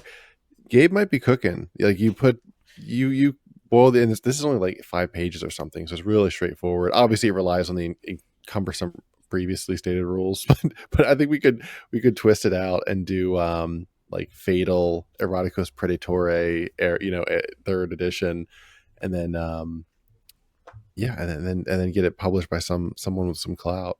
Yeah, we cut back on the dice rolls, so we still keep a tasteful amount of dice rolling, but we retweak some of the mechanics. You can make a Chud Warhammer, like the Bugbears could be the Space Marines. I'm not only am I not interested, this is of all of the bad ideas we've had on this show, this is foremost. Thank you, Byron. It's the best. We could carry on his legacy. It's what he would have wanted. He's got a hell of a jaw too. Like I'm just saying, he's looks maxing. He's a good you could put looking someone's guy. eye out with that thing. Yeah. He looks good. He honestly, he looks almost like a cousin of Jack. He could be your cousin. I don't want to dox, but Jack, where were you in the early 2000s? I was much younger. Primary school. Yeah. A convenient backstory. Yeah, okay, no. To get people in the divination door who are leaving Wokehammer, I just think it's important to let them know that there is a magical item in this game called Seed of Hate. I quote, If this seed is planted in front of the home of a druid, the seed will grow into a tree of 100 plus 1d 100 feet in height and 5d 20 feet in circumference. This tree will grow to full height in 3d6 days. This tree will grow regardless of moisture, climate, or light. This tree cannot be cut or burned down. The leaves will be black and the veins are red. This magical tree will cause all creatures, insects included, within 2d 100 miles to hate the druid. Now it gets interesting. The only way to kill a tree that resulted from this seed is for the druid to anally copulate with a specific type of living forest creature. The druid must ejaculate, thereby sowing a seed of love. The Maim Master must roll percentile dice and consult the table below, and that there are 10 forest creatures, and whichever one you roll you have to have sex with. Oftentimes the druid begins an anal frenzy, attempting to thwart the tree. There is a 10% chance thereafter that the druid develops a bestiality fetish. There are some Seems remarkable like an occupational items. hazard for a druid, honestly. Yeah. It was kind of coming anyway. It comes with the It was going to happen. profession. Yeah. Dude, Standard fetish in this game, by the way. Imagine if you're an elf and you just keep, because you're stuck in the forest. Imagine you keep on spamming the Tree of Hate all the way to the city, and so the city druid. Listen, dude. You better be. What's it called? Hope you don't roll moose. You better be practicing. You better be retaining, because you're going to do a lot of ejaculating to get rid of these trees of hate. Yeah. Yeah, the biggest creature you can roll is a bear. An owl. You can get an owl. That would present difficulties. Because the brown dwarfs can transform. Also, an owl has a cloaca, so it technically doesn't even have an anus. You're going to have to just put the owl in your butt. Yeah. You just got to put the whole thing in. Dude, there's just no end to this. I'm just going to random things. There's one where you become a serial rapist. There's one where a female, next female whom the caster looks at will queef 12 times in a row and loudly. All caps, added by him. By the way, it's loud. Just in case you thought it was subtle. just imagining someone in 2001 or whatever, George W. Bush is on the TV, just writing 1,000 things about semen, poo-poo, and whatever. What about, one of them is a gerbil pops out of the target's ass. That's it. Yeah, this it's a pretty incredible. It's a pretty special book. I guess closing thoughts, unless anyone has anything else like specific call outs. Hold on. Well, there were a couple in the random magical effects. Yeah. Oh yeah. It's a bounty. Oh, yeah. So it's the best table in the book, and it's under certain conditions random magical effects are possible. Sometimes they're the results of obscure or powerful magical items. Sometimes they result from an incorrect chant, ingredient, or ritual. Sometimes they're actively sought by experimental casters. And these things, so there's 1,000 of them. You roll 1d1000. There's 2,000 of them. And you roll a 1d1000, and then you roll another die to determine whether it's from the first or the second 1,000 in the book. And so these are all, as you can see from the screen right now, occupying a single line. Definitely could have been formatted a little better, but one of the things is the caster gains 1d100% strength and becomes gay. So that's your way to hack. You can hack your way to a 2-plate bench press and be gay using the random spell effect. Using the random effect. Chance. I need the buffest gay, but unfortunately, we're going to need to get esoteric with it. The other one, I'm going to need to cast 2,000 spells for the chance of it happening once. The other thing is that, so another effect is two gay ogres appear within a 30-foot radius and begin to butt plug as if there is no tomorrow. Whatever that is, whatever that means. But also it's a counter example from the previous statement that ogres can't be gay because they're too strong. They can get magicked into existence, or at least teleported. I love that there's probably so many contradictory rules in this game, but the gay one is the one we keep getting hung up on because it's just so easy to catch him out on it. Yeah, it's just easy. Yeah, it's really hurting my immersion, though. Yeah, I'm not sure of how historically accurate this game is, after all. I would also like to note that you can roll for 600 phobias.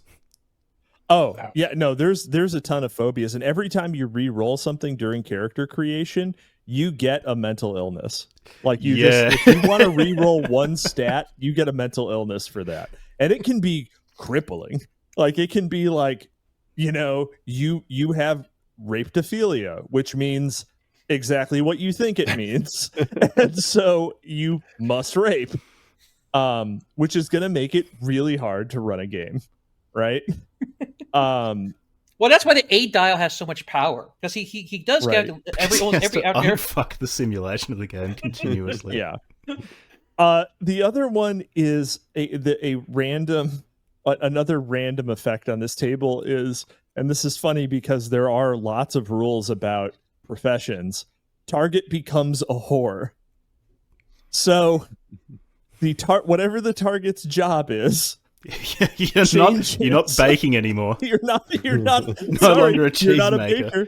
You're out of the you're I know you just made journeyman with your excellent sourdough, but sorry, you're a prostitute. You're sucking now. Dicks now. You're a prostitute. All of your job experience. Hit the cliff ogre with that, and it's like, oh, I'm gonna turn it all around right now. Your LinkedIn just changed to have like a 15-year track record of high customer service level in prostitution. Like it all changed. You are and have forever been a whore. You're one day away from opening your first cheese shop and finally becoming a master. It was your last day. You were too old for this shit. Yeah, but there are 2,000 of these, and some of them are completely wild. I mean, it honestly sounds like I would want the critical fail table from this game more than like anything else. Yeah. Right. Well, the least gross one is the end of the universe one. Well, yeah. Okay. Yeah. The target cast the fatal. Or the caster accidentally cast the fatal spell. Yeah, accidentally cast like generic spells, like fireball, like cure poison or whatever. But yeah, there is just a high proportion of just sex stuff, of course, like everything else in this book. Dude, imagine trying to be a gay. You want to be a gay bugbear so bad. You want to be just like the Greeks, right? You want to go full tasteful. What's the term they use for pedophilia? I forget the term. The teacher of young boys, a pederast. A pederast. Yes, you want to be a Homeric pederast. You keep on spamming the spells, and you have until you either hit gay or nuke the universe. Become a masculine gay or die trying. If you did that, like the amount of like your anus would be like 5 times larger. You will have aged 20 years through other misfires. Like it would be you'll be such a scarred lump of flesh by the time you finally you can live your best life and be a gay man. It's like, is it worth it, Henry? Was it worth it to become what we are? Gelatinous cubes rolling into the sunset. There are also things here that are like sort of like multiple layers of belief, where like the random effect causes multiple layers of belief, where it's like caster and target believe that they are homosexual. They don't become homosexual, which is a different effect. They have the belief that they are homosexual. So they're epistemologically, but not ontologically homosexual. Yes. So that would mean that they would, let's say that they start the game as they most likely would straight, this effect happens, and they believe they are homosexual. So they try to have gay sex, and then they're like, wait, I don't like this at all. Am I straight? And they start thinking, and eventually they have to come out as straight. But everyone thought they were straight already. So, because they have never been gay. So, yeah, it's... At this point, the person running the game just has a seizure, trying to keep this all in his head. Oh, look at 0024, by the way. We actually do have some representation here. Double zero 24. Okay, all right. Target's genitalia are swapped with random party member? Just the genitalia. Oh, yeah. Wait, I thought that was a sacrificial unicorn must be tied or chained to a stone altar. Oh, wait, sorry. This is ingredients. Yeah, I was looking between those two. And then the same format between this, and then was it the mental illness one? Or just, yeah. But yeah, all right. Target's genitals are swapped with a random party member. Okay.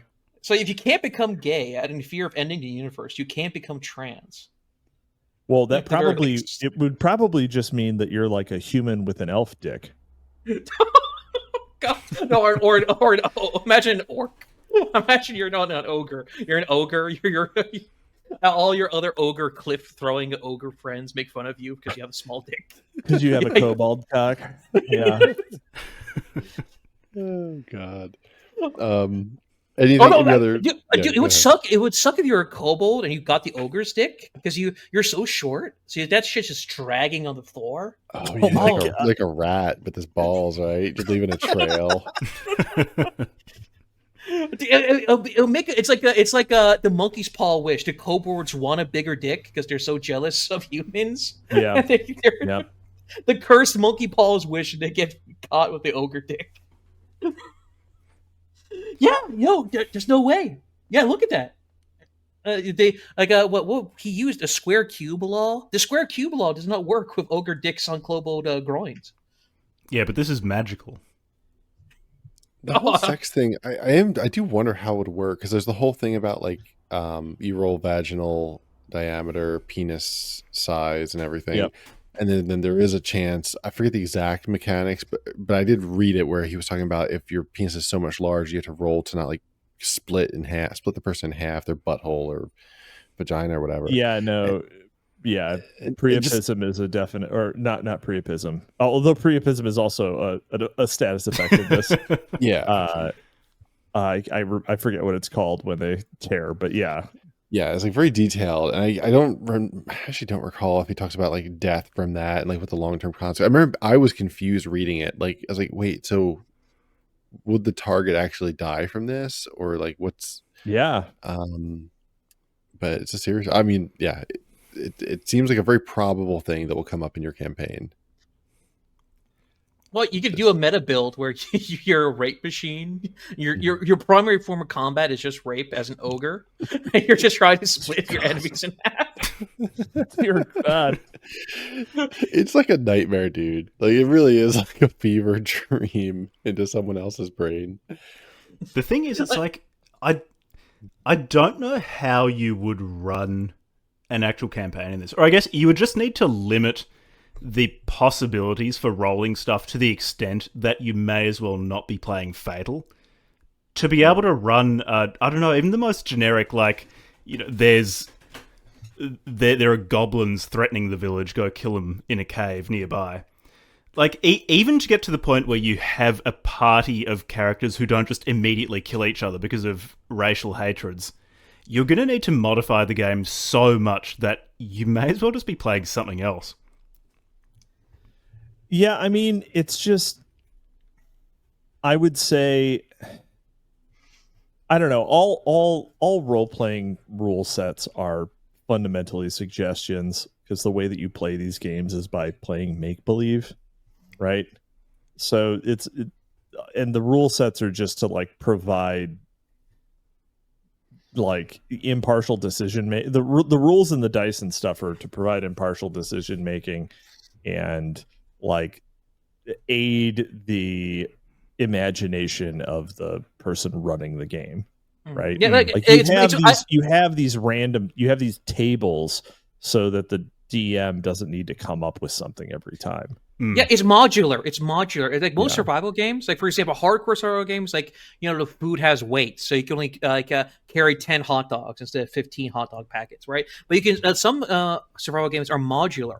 Like for example, ammo and like food doesn't have weight. So I think something like this, like you can turn on or off the dice rolling mechanics depending on what kind of campaign you want to play. Like 80% of the time, the A.T.A.L or the K Master will be like, okay, just skip it. Just go ahead. Like, just skip. And you can choose which dice rolling mechanics. The dice rolling mechanics are there if you want to choose them, and you can turn them off as you see fit. So I think it's modular in nature. So you can have a mental illness only game. You ignore everything except the mental illness rolls. Right. It's the only modifier to any of your abilities. But you still would be stuck with the attributes from Hell system. We got to roll everything 10 times. Okay, there's like 4 subcategories of every attribute. Yeah, but the thing is that you can just like, I mean, there's literally on archive.org, and I guess we could probably add this to the comments. On archive.org, there is a character generator program that you can just download. It takes 3 minutes. I did it right before we recorded. It's really easy when you have the program. When you don't. You're saying it's never been easier to play F.A.T.A.L. It's in fact never been easier to play F.A.T.A.L. The program works fine. It works fine, and I'm sure that if that you could potentially get a character that like literally would be dead immediately, right? But you can just like delete that part. Also, I would like to or spin up a different one. Yeah. I would like to point out in the illustration, by the way, the human female is failing the green line test. The dwarf female has pushy pride, while the human female has pushy shame. Is that the green line? I thought the green line was just posture. The green line test is also about like cock shame versus cock pride.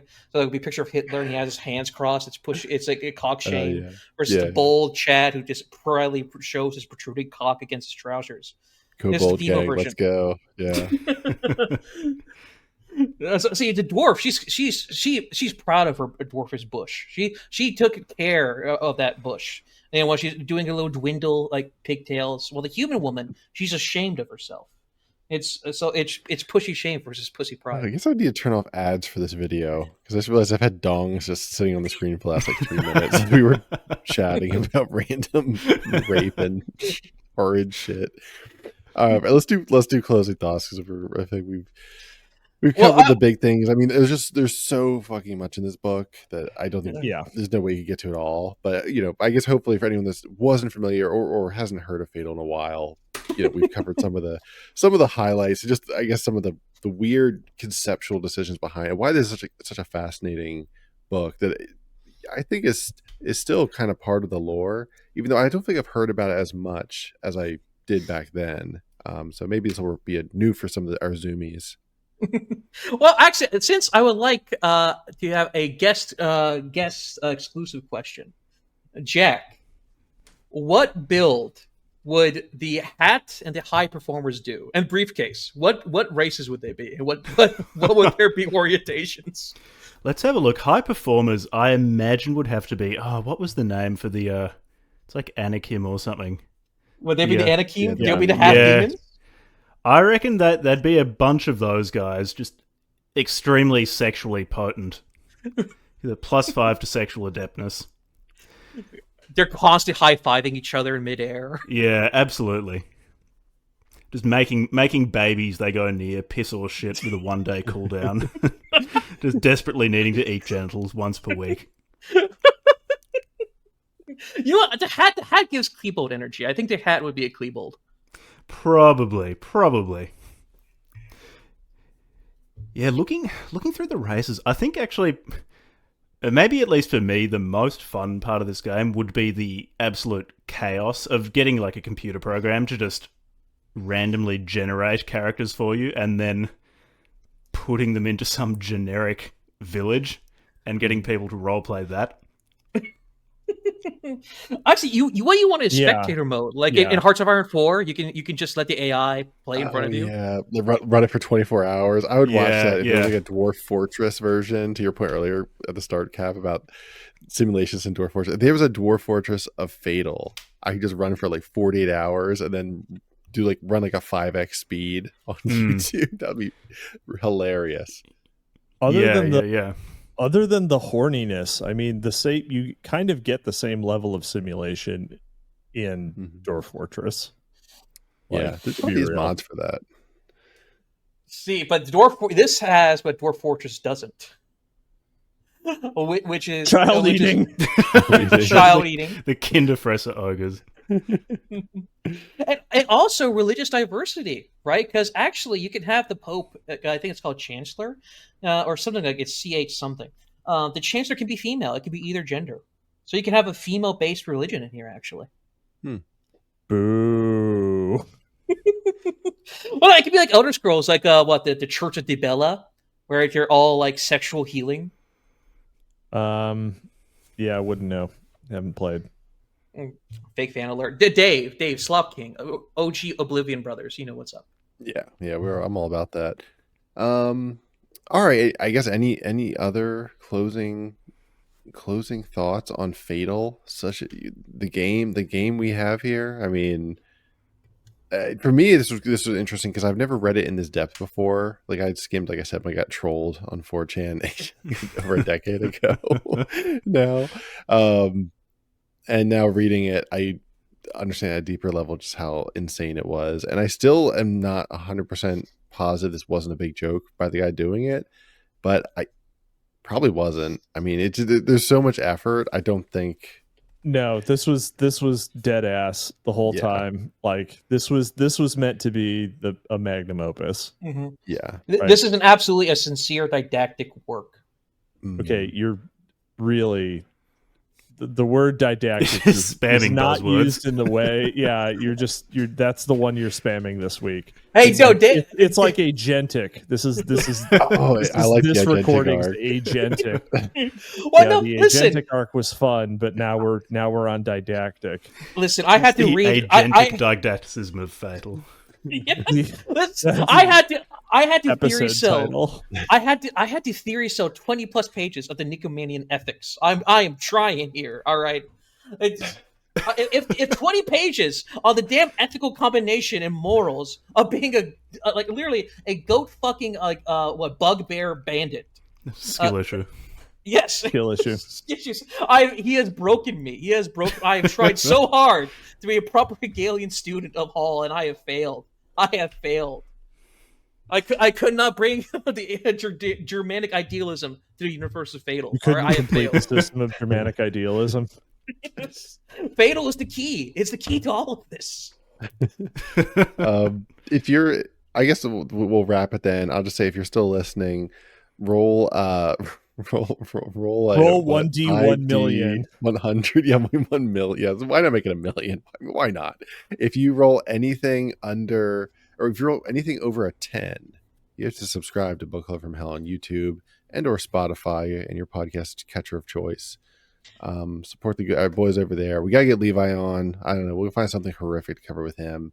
And if you roll a 20 or above, you have to become a paying member of both our Patreons. That's right. Yes. That'd be awesome. Yeah, and if you roll a million, you have to the next woman you make eye contact will just shit herself and cry. Yeah, all right, we'll end it there. Thank you anyone that listened. Have a good night. Oh, and subscribe to us too, and like, comment, blah blah blah blah blah blah blah. And actually, no, and also last minute shill. Jack, you got to weave. You got to weave for our Fatal audience. Oh, we have a bunch of Fatal heads with dollars or crypto burning in their pocket. Can you market the Tower, your novel, your breakthrough novel, The Tower? Can you market Tower to a Fatal audience? To a Fatal audience, there's just not much mental illness. There's not much dragon sex going on in the book. So for the Fatal audience, I'm not sure how much there is to appeal. But for fans of Kafka or J.G. Ballard or or Jacques Ellul, I think you'd really, really like Tower. It's a story about a very, very big building which is slowly warping reality around it and consuming the human race, turning them into its inner logic. And the book really takes that to its natural conclusion. Listen, I think you're really downplaying the potential fatalistic opportunities for objectification. Yeah, for turning into a desk. You know, I don't know. I guess and fucking a chair in the tower as a desk. You know, that is one of the mental illnesses you can get in Fatal. You know, wanting to have sex with objects. Yeah, So deep throating umbrellas. Just gonna let you know. Okay, I'm committed. I'm buying 3 copies right now. Yeah. 3 copies. Yeah. I'd encourage anyone listening to you don't even need to read it. Just buy as many copies as your bank account allows. Yeah, and then take out a loan and buy more. That's what leverage is for. Yeah, and pretend you have read it on Twitter and mock people for not having read it Tower.